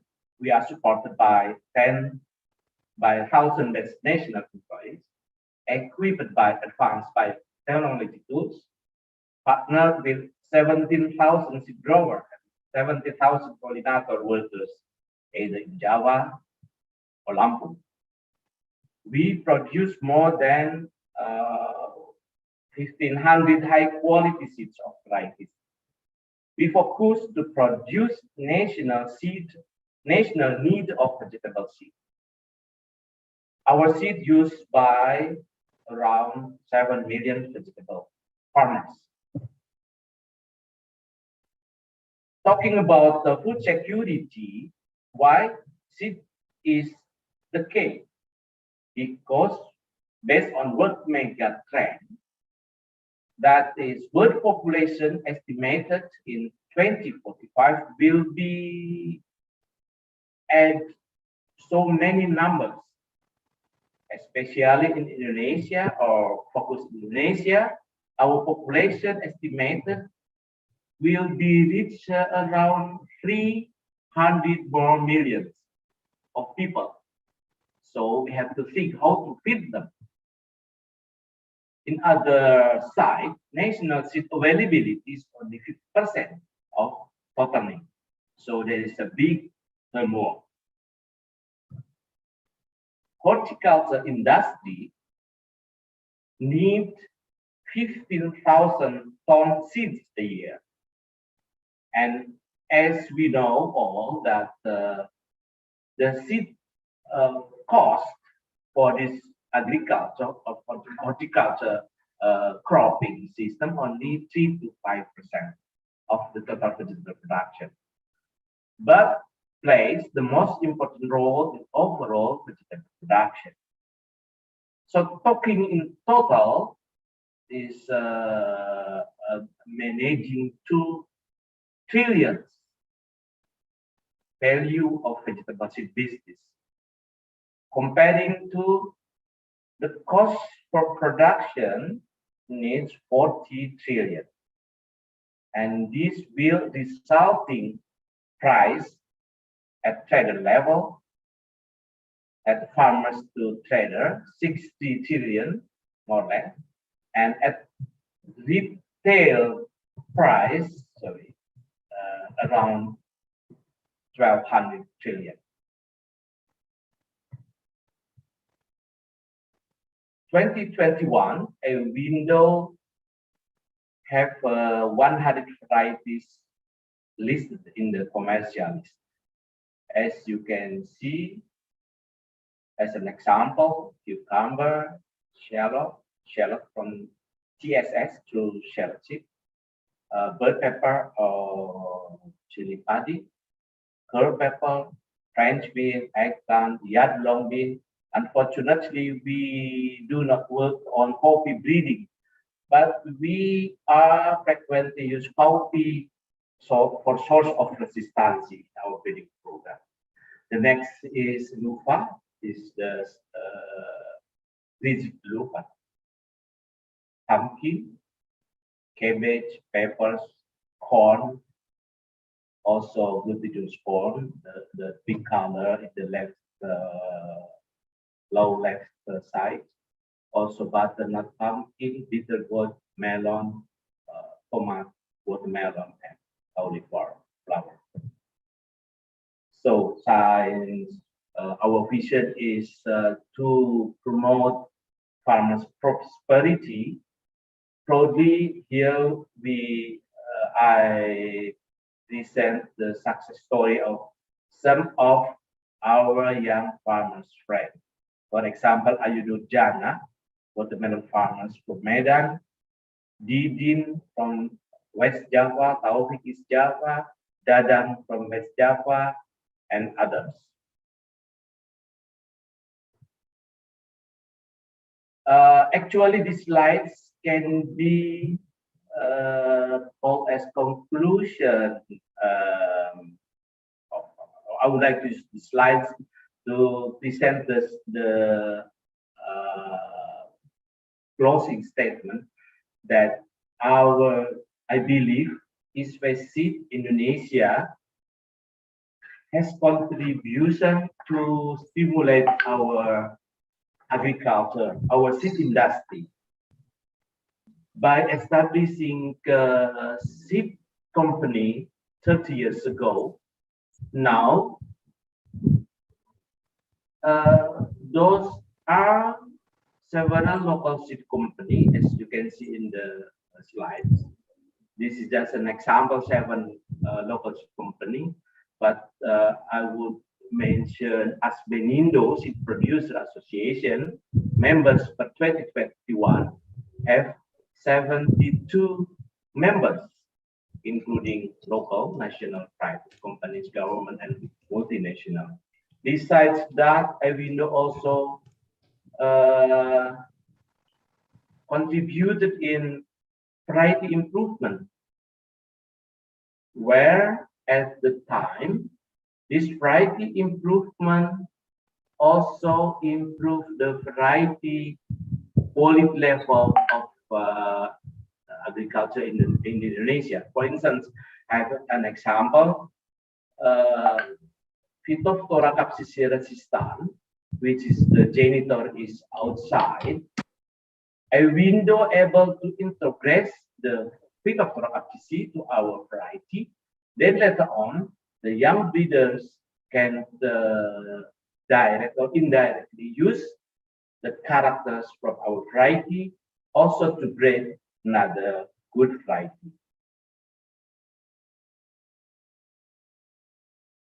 And then the next slide only showing that farmers has an important role. This is during pandemic time, which now is also still happen, that they help us a lot.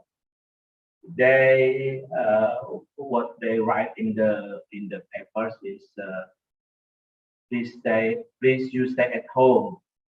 Don't worry, we work for you preparing food. So this is the farmers from, I think, North Sumatra, from Java, and so on. And Avindo also, as I mentioned before, success to have accreditation from ISTA, also quality management system. And then we are also actively collaborate with universities, other companies, institute here with PIAT, Agro Technology Innovation Center, and also high school. This one is another contribution to the municipal government, that a window thinking also about the young, about the urban people. So a window trying to have urban farming center. This is almost destination, at least in Purwakarta. The ladies is Ibu Bupati. We create Sitindo application to help farmers and traders. We also create the agriculture hub for our customer, for our farmers. Thank you. Thanks back to Pak Panji. Terima kasih.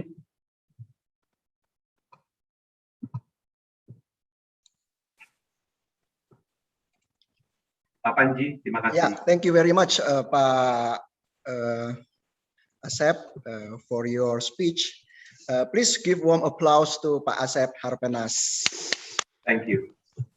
Okay, we have concluded our 4 speakers, And now we enter the discussion session for 50 minutes. Or yes, we have 40 minutes, I think. We already have questions and comments actually in the chat room. Let me sort them first.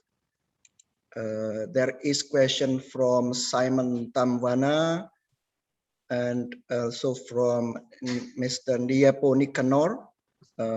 First, I would like to read the questions from Mr. Simon Tamwana.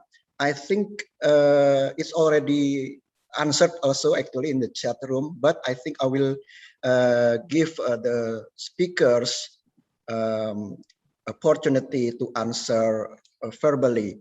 The question from Simon Tamwana is directed to, although it's written to Mr. Awala, however, this question was written before Mr. Awala had his presentation. So I think it was directed to Professor Birich, Roda Birich. Yeah. There are two questions.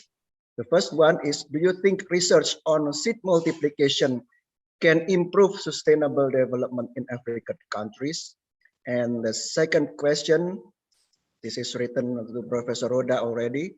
Do you think the joint research between Indonesia and Namibia can improve public diplomacy between the two countries? Do you think the joint research on seed between Indonesia and Namibia can improve public or gastronomic diplomacy between the two countries?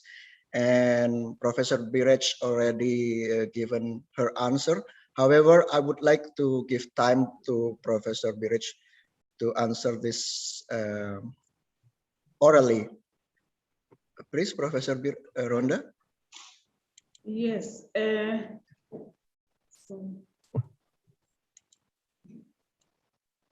It is true that collaboration between Namibia and Indonesia is going to share knowledge and expertise across the board, and it should be able, we can even share with a good memorandum of understanding, we can even share research material.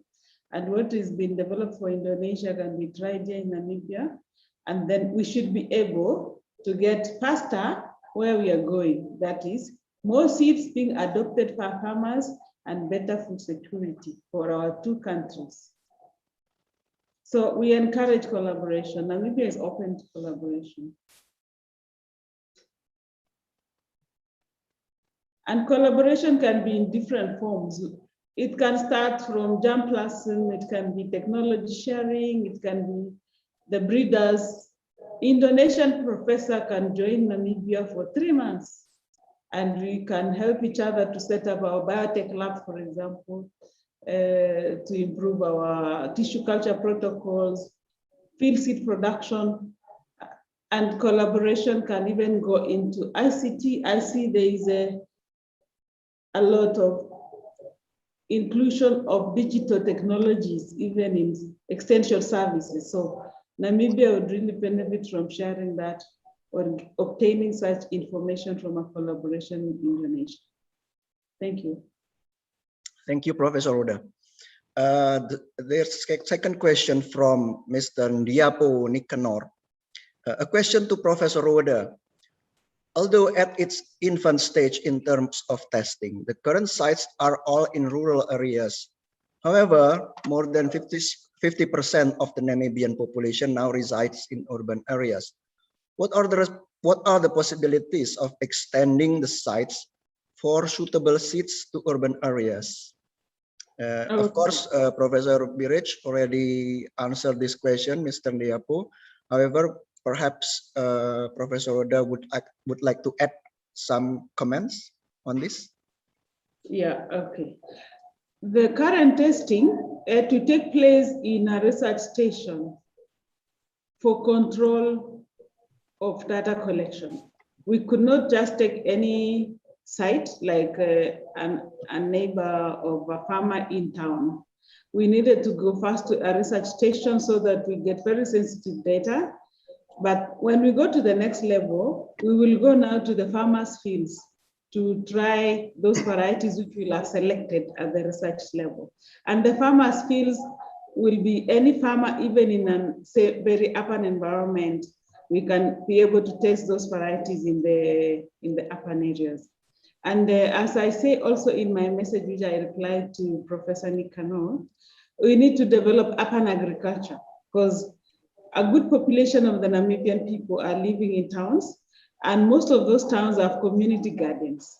And they also require our services in terms of seeds input, technology, and food processing, and a value chain of the food system in general. So a program or varieties suitable for urban farming, especially vegetables, would really, really do well. So that would be the next level of development, that is urban agriculture. Thank you very much, Professor Roda. There is a question from Mr. Abdurrahman Mana. He is asking email address to both presenters from Namibia. Mr. Abdurrahman, you may, I think you may contact the committee for the emails of the speakers, not only from Namibia, but also as well as from Indonesia also. Okay, thank you. Thank you. Yeah. And this is a question again from Zishan Hamid Malik. But I think Mr. Zishan Malik did not mention to whom the question is addressed. So perhaps Mr. Zishan Hamid Malik would like to ask the question by yourself orally, please. Mr. Zishan. Assalamualaikum. Waalaikumsalam. It's Zishan Hamid Malik. Yes, please direct your question to whom this question is addressed. My question is general. I am not just asking someone special, but my question is general. Like, what is the scope and implementation of vertical farming techniques in urban areas? Any research over this issue, either in Indonesia or in Africa, relating to the implementation of vertical farming? So my question basically revolves around it. Okay, is that so? Thank you so much. Yeah, okay, thank you very much, Mr. Zishan. So perhaps any of four presenters would like to answer the question from Mr. Zishan, because he's not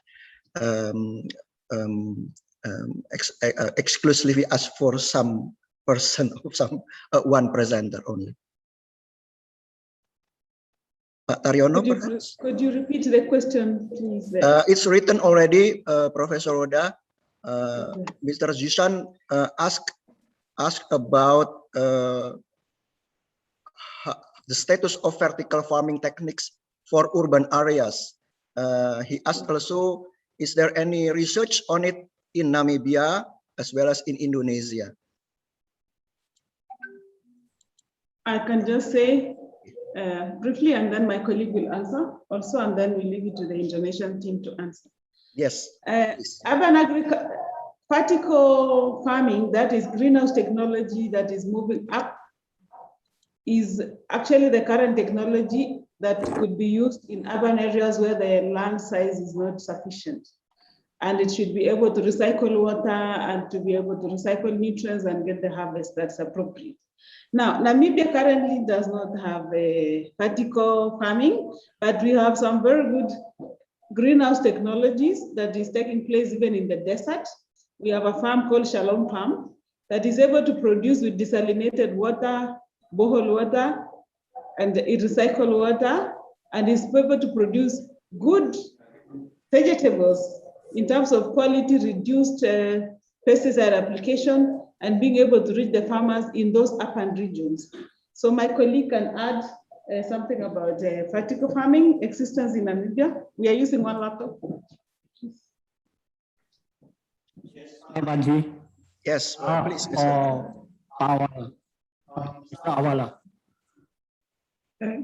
Thank you. Okay. Well, please, Dr. Awala. We have so many people that are living in towns, and they a number of them have started practicing backyard gardening. However, there is not scientific support yet.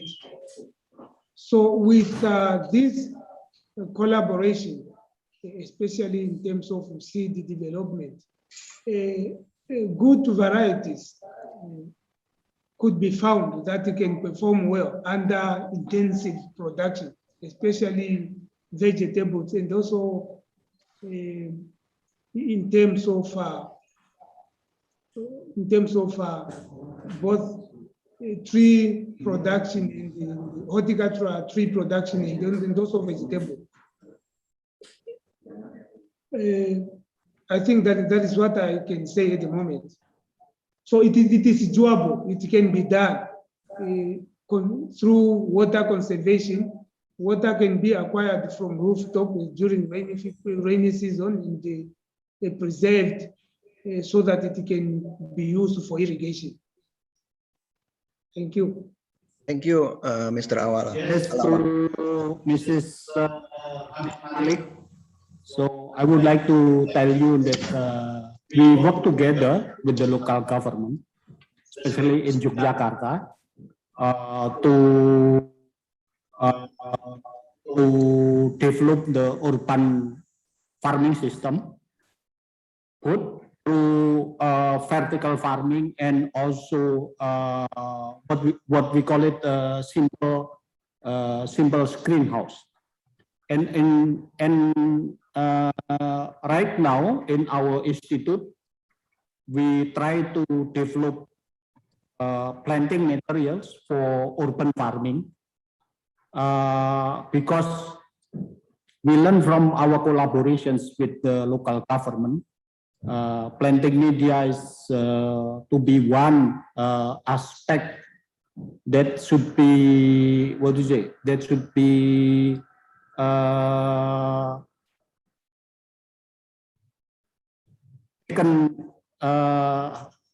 that should be considered and for the planting materials, we collaborate together with the Avindo because normally in urban farming, we grow horticulture crops, especially the vegetable one. So we work together with Avindo because Avindo also interested in urban farming, such as 1-2 slides that we saw already. It is posted by our colleague Pak Asep. Yeah, so we work quite intensive in the center with related to urban farming, especially also in the vertical and small greenhouse system. I think it is the answer, Pak Panji. Okay. Thanks a lot. Okay, thank you very much, Dr. Dariano. Perhaps Pak Asep would like to add something about vertical farming. Perhaps you have already experiences also on this. Unfortunately, not. Crops, yes. Yeah, Avindo do not do certain research about that. We are focusing on seed use for urban people. But I believe some of the customers using the simple hydroponics in vertical position. Yes. Maybe that's the only answer. Thank you. Okay, thank you very much. So, Mr. Jushan, do you have any comments on the answers? No, no, I do not have any. Okay, this is enough. Okay, thank you very much. Next question is from Ibu Larin Tika Febrianti. But before this, I would like to ask participants, please write your questions. We have still a lot of time for discussion. So I think it will be valuable to us that the discussion will give us many informations for our future discussion and also perhaps business relations in the future. So the question from Ibu Larin Tika Febrianti is addressed to Pak Asep or Mr. Asep. So many commodities that breeding and developed that has been bred and developed by a window. Which is the priorities commodities and which one have a high economic values in seed business? Thank you very much. So please, Pak Asep. Thank you, Dr. Panji. Yes. Yes, we are working on so many crops, but maybe to give you a picture about our job situation, that we grouping the crop to becomes 4 departments: tomato and leafy vegetables, peppers, and then cucurbit, and then cucurbit and corn, and the 4th department is handling beans, brassica, shallot.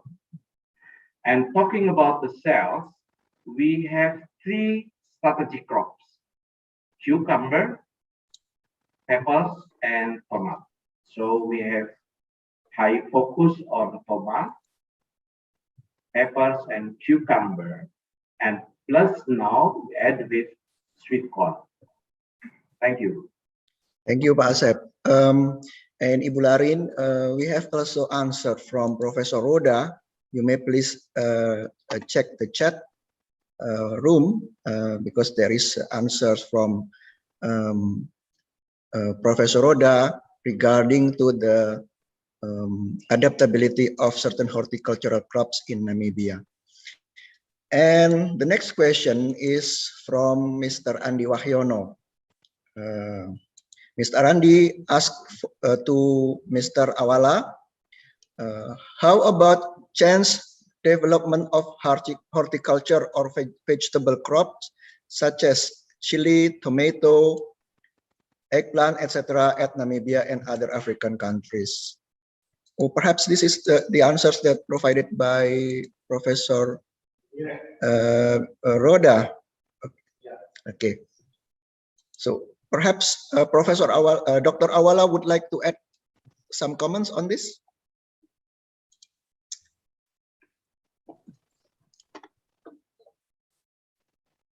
Well, it's possible, but this will be dictated by the market.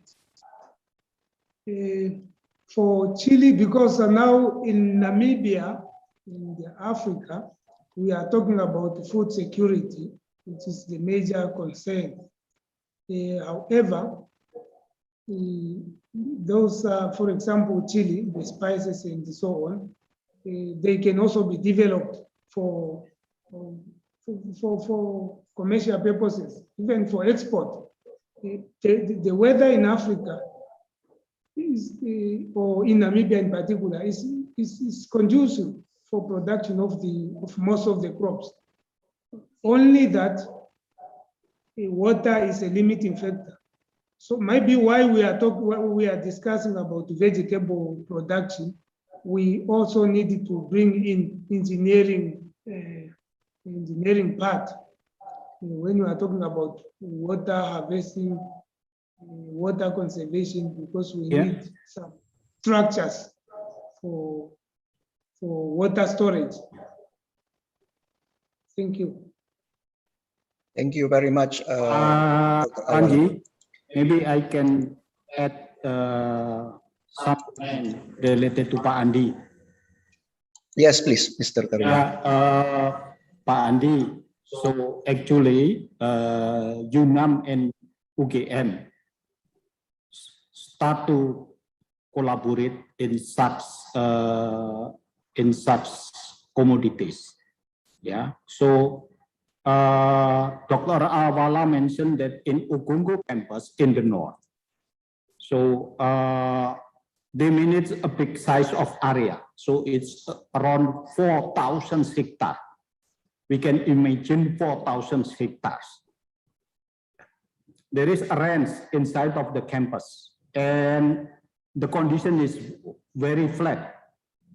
And our discussion in 2019, actually we will collaborate together to develop Ogongo campus as the research center. So it's a center of excellence for such kind of work related to breeding program and then seed production system and everything, especially also for horticulture crops such as vegetables and seasonal food. Of course, food crops such as maize and matanku can be for very important commodities, but food crops actually can be also horticultural crops. It is what I mentioned. So if we like to work together, so please communicate with us in UGM, and then we try and then to communicate with Ogongo campus, especially to Professor Bire and also Dr. Awal. I think it is the additional information that I like to post in this good time of webinar. Thank you, Pak Panji. Thank you very much, Pak Dariano. So it is about market demands and also opportunities in Namibia as well as in Indonesia also. So I think until now we don't have any more questions. Perhaps I would like to now to open the open questions will be delivered orally from the participants. Perhaps if there's any, then please take your open your video and also mic and directly ask the questions to presenters.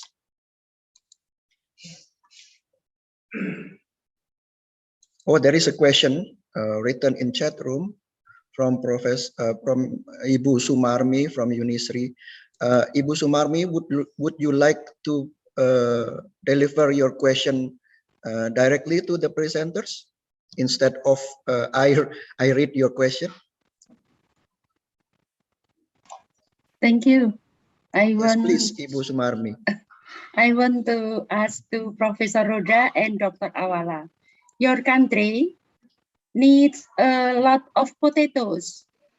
What's the menu or food for the people every day? It's enough. It's that my questions. Thank you, Bu Sumarmi. So please, Professor Roda and Dr. Awala, you may answer the question. Thank you for your question. I will attempt to answer. The eating habits are different for the different communities. Half of the population are depending on maize and pearl millet as the staple food, while half of the population mainly eat bread-derived food as well as potatoes. And you could see in 1 year we import 20,000 tons of potatoes. That tells you potatoes is in the meal of almost every family. And these days there is what you call chips, the potato slices, which are eaten as snacks by all the young people in schools during break time. So potato is really, really very popular because it has many forms of, you can eat as mashed potato, you can eat in different forms. Yeah, so it's popular. In addition, the presenter, the Professor Dariano, had said he would wish to have Ogongo campus as the Center of Excellence for seed research and seed multiplication. So for both cereals and vegetables and perhaps root crops, you are welcome, and Namibia is ready for that collaboration. Thanks. Dr. Awala, you can add something. Thank you, Professor Roda.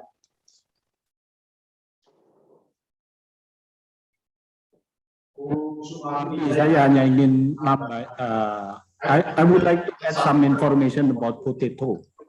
Several times I visited the potatoes area in the northern part of Namibia.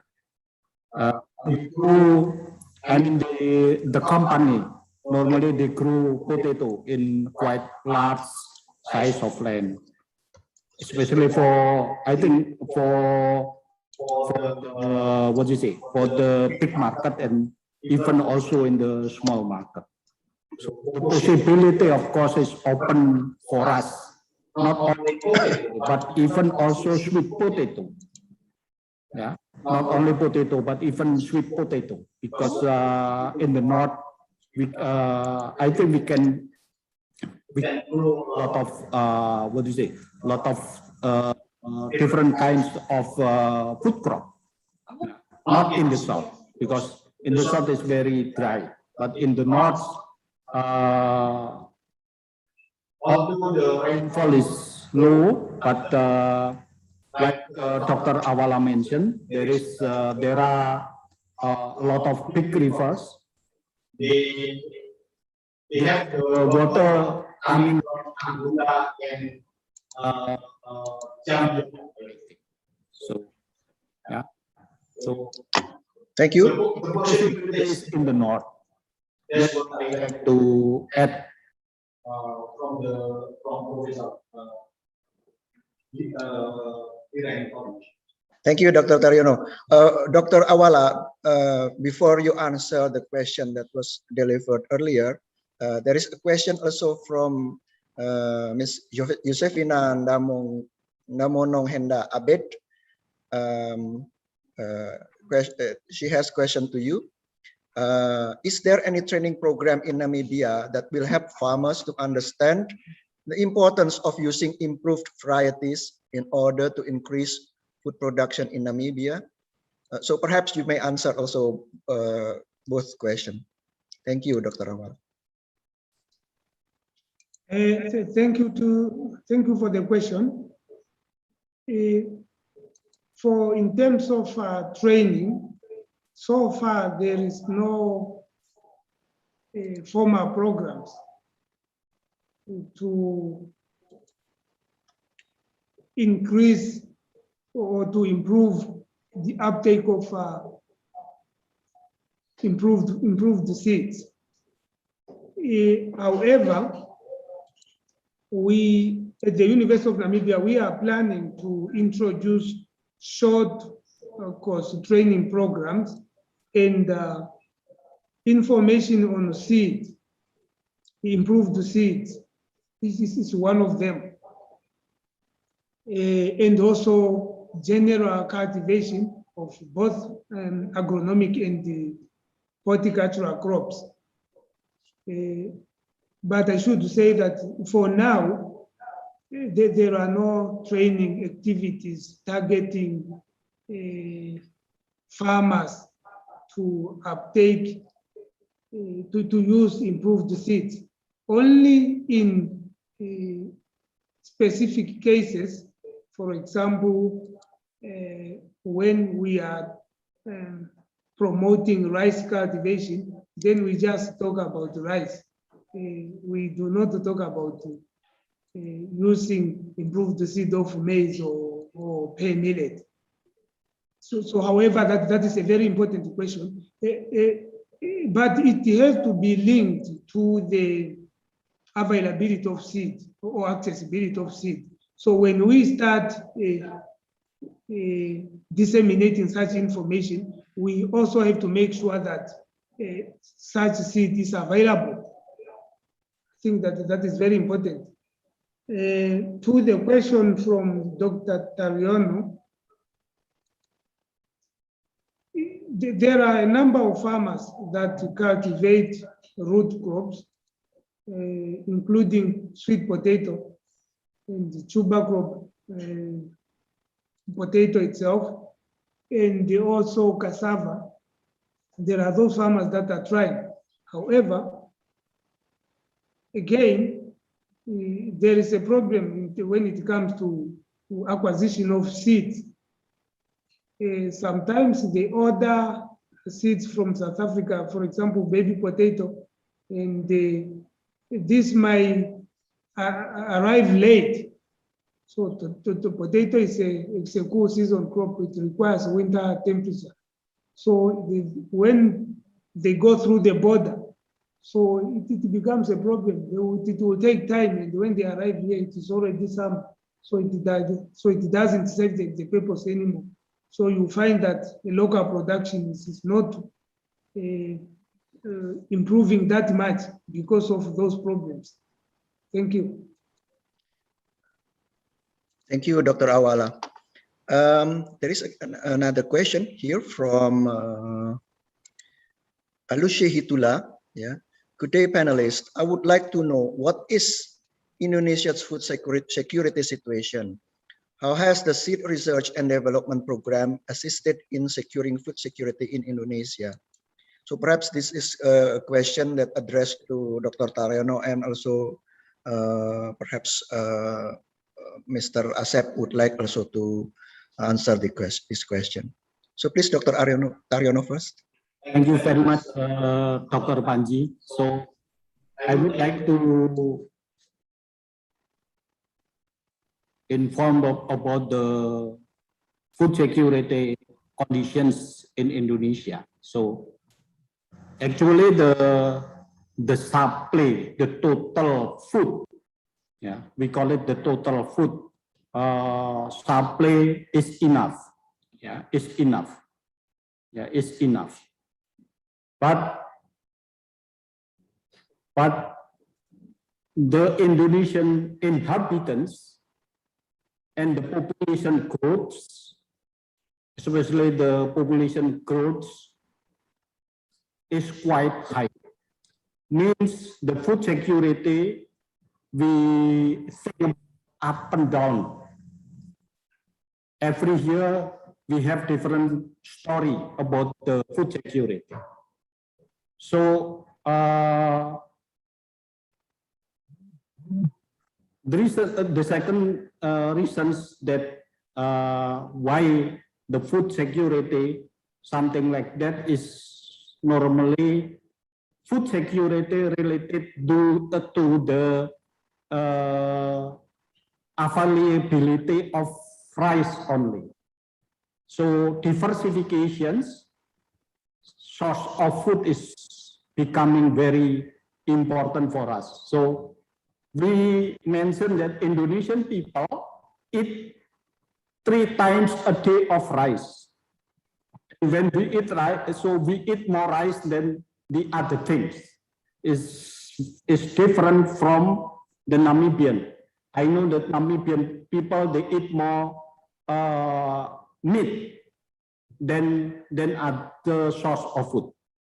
And then I think the government, they plays a very important role in trying to increase always the national crop productions. So not only from the public research sector, but also the involvement of private seed sectors like Avindo. And I think there are so many private seed industry involved in the how to secure of Indonesia. So we have quite strong research both in the public sector and also in the private sectors. I think this is my response to the question of question from Mrs. Alushi. Yeah. Okay, thank you, Pak Dariano. And maybe Pak Asep also. Yes, perhaps Pak Asep would like to add something from private sector point of view. Thank you, Panji. Yeah. I would only say, based on the slides I present before, that yes, we have a big homework.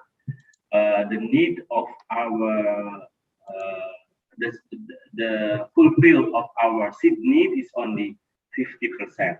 but that's only for horticulture. Not talking about the staple food, seed, and so on. So I only say generally, I think okay, especially when the question is about seed research and development program. I think Indonesia is quite good, although maybe the distribution problem more. For instance, our stunting against stunting program, we are still have to work harder to against that challenge. Thank you. Thank you, Mr. Asep. So it's about quality of the food products and also the amount that was eaten per day of foods. Okay, thank you. So we still don't have questions written in chat rooms. Perhaps there are participants who would like to deliver their question directly. Okay, there's a question here written here in chat room from Mr. Umar Bashir. Perhaps Mr. Umar Bashir would like to present or deliver your question directly to the speakers or to whom the question would be addressed, please.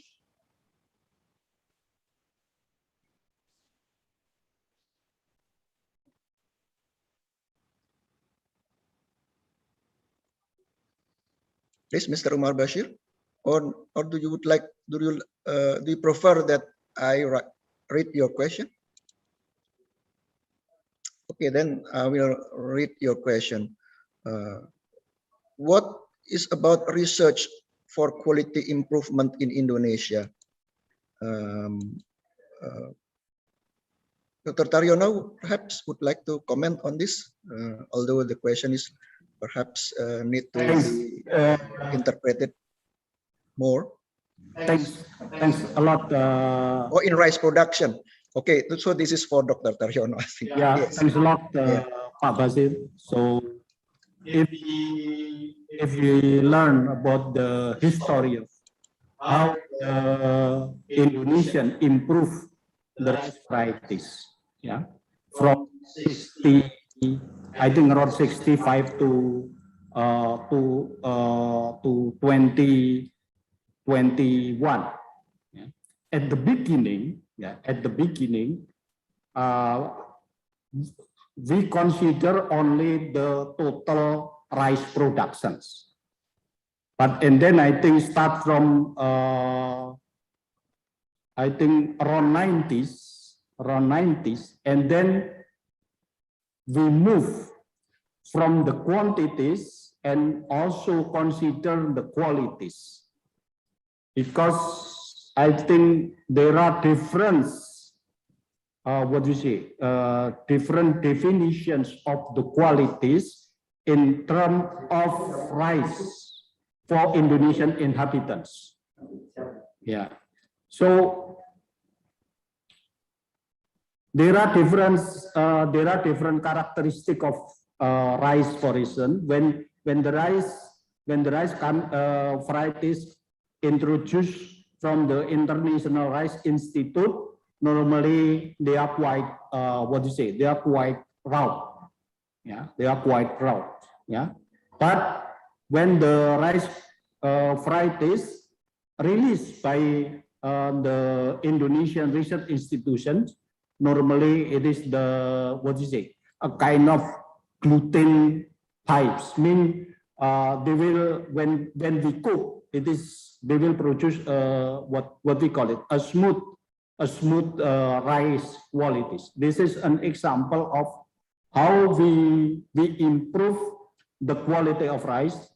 I think in the last of 10 years, we start also to develop some jasmine rice, for instance, because typically the Indonesian people who live in Java Island, they prefer to consume the jasmine rice, for instance. So the process of improving variety of rice, it's considering the community preferences. So of course, it can be very different. It can be very different when we work with the vegetable or fruit commodities. This is what I like to comment about the progress of rice breeding in Indonesia. Thank you very much, Dariano. Any more question would like to be delivered directly? If not, then I think we already reached to our end part of this discussion session. And so I would like to stop the discussion session here. And before I deliver this stage to our Master of Ceremony, let me conclude what we have here, we have heard and also discussed during our last session. Namibia and Indonesia as developing countries face the same problems, namely limited achievement of technologies related to food crop production. As such, quality and quantity of seeds, use of suboptimal levels of technology, and limited ability to control environment challenges. And there are differences in environments between both countries and also cultural background. This impacts on the type of crop plants priorities planted by both countries. However, the differences can become strength when both parties can share their potentiality and experiences. For example, Namibia mainly focus on drought-tolerant crop plants, while Indonesia, as exemplified by the presenters, has more experience in field and horticultural crops that may in the future fit to wet area of Namibia. And vice versa, perhaps Indonesia can also benefit from the condition in Namibia and also the type of crops that was planted there, because now in Indonesia there's a trend that people would like to have alternative energy source, not just from rice but also from wide area of energy crop plants. And I read that millets, for instance, can be mixed with rice to make new variants of food supply in Indonesia. And also not to forget about feed industry that also is developing fast in Indonesia also. So we hope that information provided by the presenters may serve as baselines for future discussions and become successful stories and histories in the so-called South-South cooperation. I, Panji Sakti Basunanda, thank all the presenters and also participants in this webinar. I return the stage to our Master of Ceremony, Mas Yopi. Thank you so much, Mr. Panji from Faculty of Agriculture, UGM. Once again, everyone, give applause for our today's great speaker, Professor Roda Biresh and Dr. Simon Awala from UNAM, and also Mr. Dariano and Mr. Asep Harpanas. Ladies and gentlemen, to conclude the webinar session for today, we would like to invite Professor Dr. Frednard Gideon from University of Namibia to formally give closing remarks. Thank you very much, Director of Proceeding. Let me take this opportunity really to sincerely thank you for directing this, the director of, or the moderator of the webinar. My name is Gideon, as it has been actually mentioned. Allow me to recognize the presence of the rector of the University of Gadjah Mada, Professor Panutu Munyono. Allow me also to recognize our Vice Chancellor of the University of Namibia, Professor Kenneth Kami Matanku. Professor Ikadewi Anna, my friend, Vice Rector for Research and Community Engagement. Good morning. Professor Dariano, our chairperson of the webinar organizing committee, and also the chairperson of UGM-UNAM Joint Committee for the Indo-Africa Center. Distinguished webinar keynote speakers, distinguished academics from both UGM and UNAM participating in this webinar. Distinguished invited guests, ladies and gentlemen, good morning. I think we are still in the morning. What time is it in Indonesia? It's 5 p.m. Almost 5 p.m. Good afternoon, Professor Gideon. Good morning and good afternoon, colleagues. I think I need to indicate that.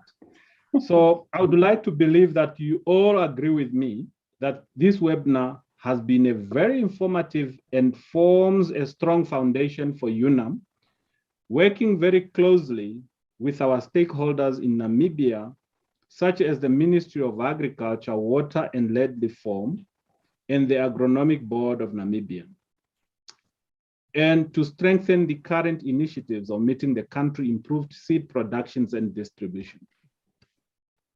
As it has been pointed out by all the speakers, without an efficient and effective seed improvement systems in Namibia and Africa in general, we will continue to be faced with food security challenges confronting us as a nation and as a continent.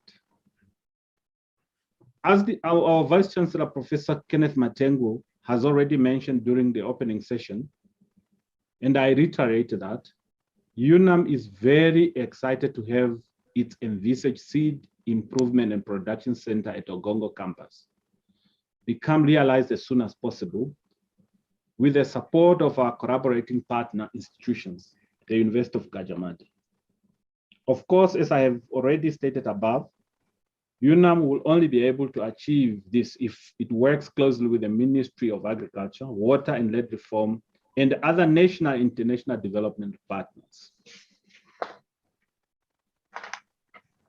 Considering that from UNAM's side, my office is responsible for overseeing the successful establishment of the proposed Indonesia-Africa Center for the UN Sustainable Development Goals, working very closely with my UGM counterpart, the Vice Rector, Professor Ikadewi Anna, let me take this opportunity to express our sincere thanks and appreciation to both the UGM Rector, Professor Panutu Munyono, and the UNAM Vice Chancellor, Professor Kenneth Matanku, for having set aside part of their valuable time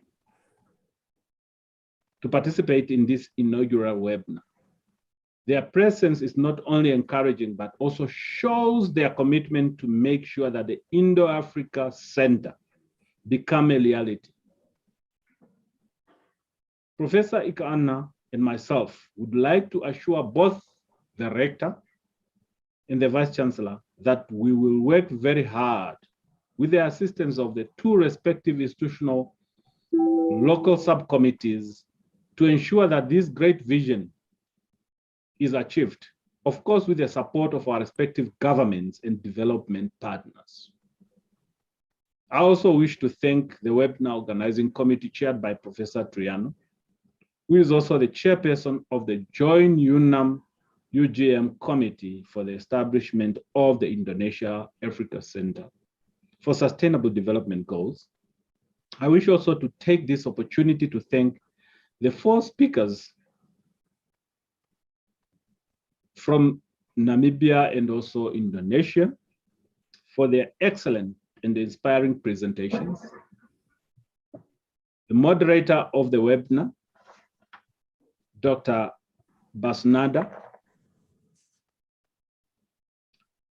has also done an excellent job, and we wish to thank him too. Thank you very much, Dr. Moderator. Finally, let me thank all the participants who joined this important webinar. As it was mentioned earlier, this webinar is the first of a number of webinars which will be organized jointly between UGM and UNAM for the next few months, with the second one expected to take place in November, December 2021. We hope that you will be able to join the other webinars as well and effectively contribute to the discussions. And I hope you have also learned something from this webinar, and it has also set some scene. So on that note, I sincerely would like also to thank each and everyone, from my side, and wish you either a good morning or a good afternoon. I thank you.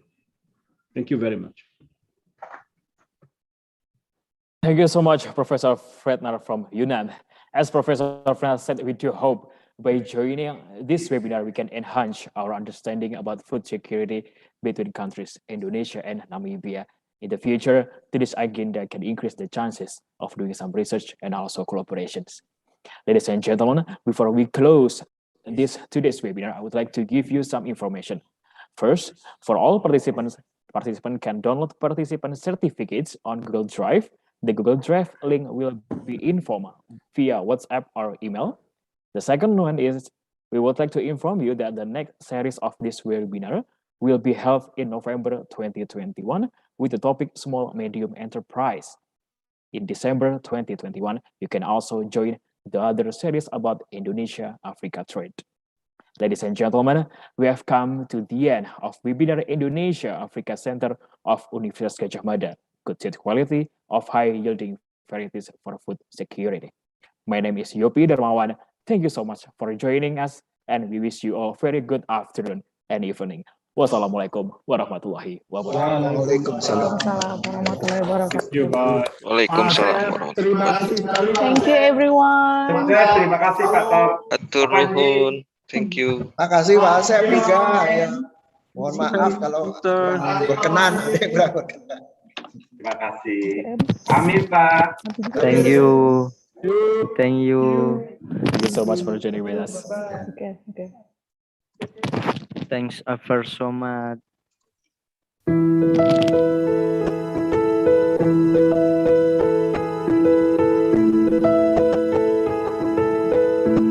Universitas Gadjah Mada, or UGM, is a public university renowned as the People's University, which strives for and puts forward the interests of the citizens and nation of Indonesia. As a higher education institution that has long been recognized by the society, we are proud of our timeless and tireless dedication to the nation.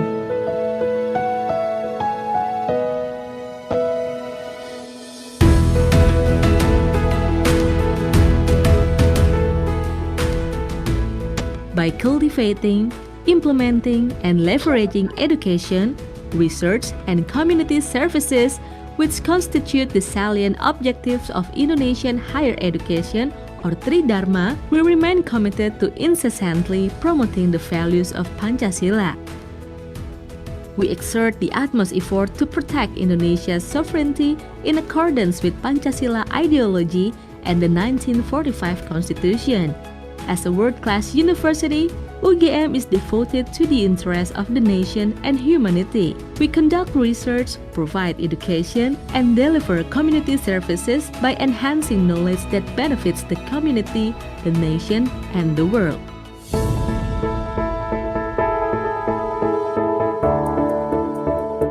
We have been learning from one another and get stronger together since we believe that knowledge is not useful unless it is shared with others. The learning process will never cease developing.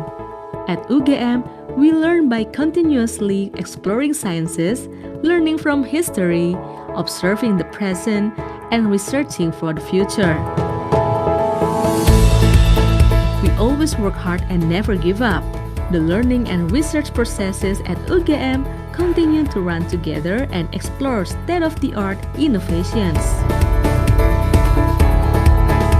To create a convenient, environmentally friendly, and pollution-free green campus, UGM has built a wisdom park that substantiates the teaching and learning process. The park per se is open to the public. UGM has also developed drinking water facilities throughout the campus, provided by Drinking Water Supporting Unit. This system is harnessed by the entire academic community of UGM. As the manifestation of its teaching endeavor, UGM operates various field laboratories for educational and research purposes. Furthermore, UGM has established and run a science technopark as an embodiment of its capability of inventing and commercializing a myriad of innovative health products, ranging from medical devices, herbal medicines, and healthy food.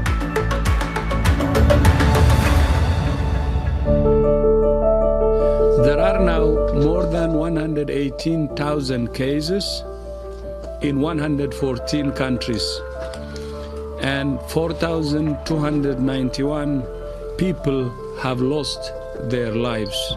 2020 has been a tough year for anyone, and it is no exception for UGM. Campus activities are abruptly halted, student activities on campus are annulled, and everyone is forced to work, worship, and study from home.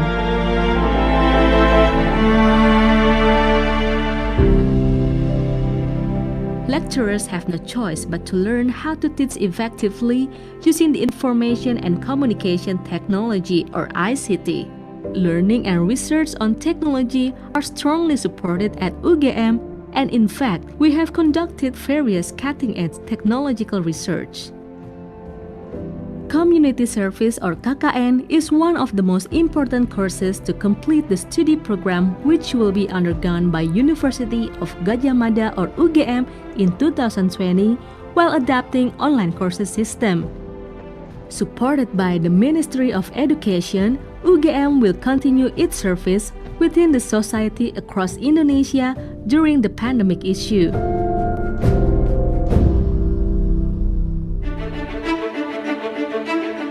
Lecturers and researchers at UGM continue carrying out basic and applied research in many realms,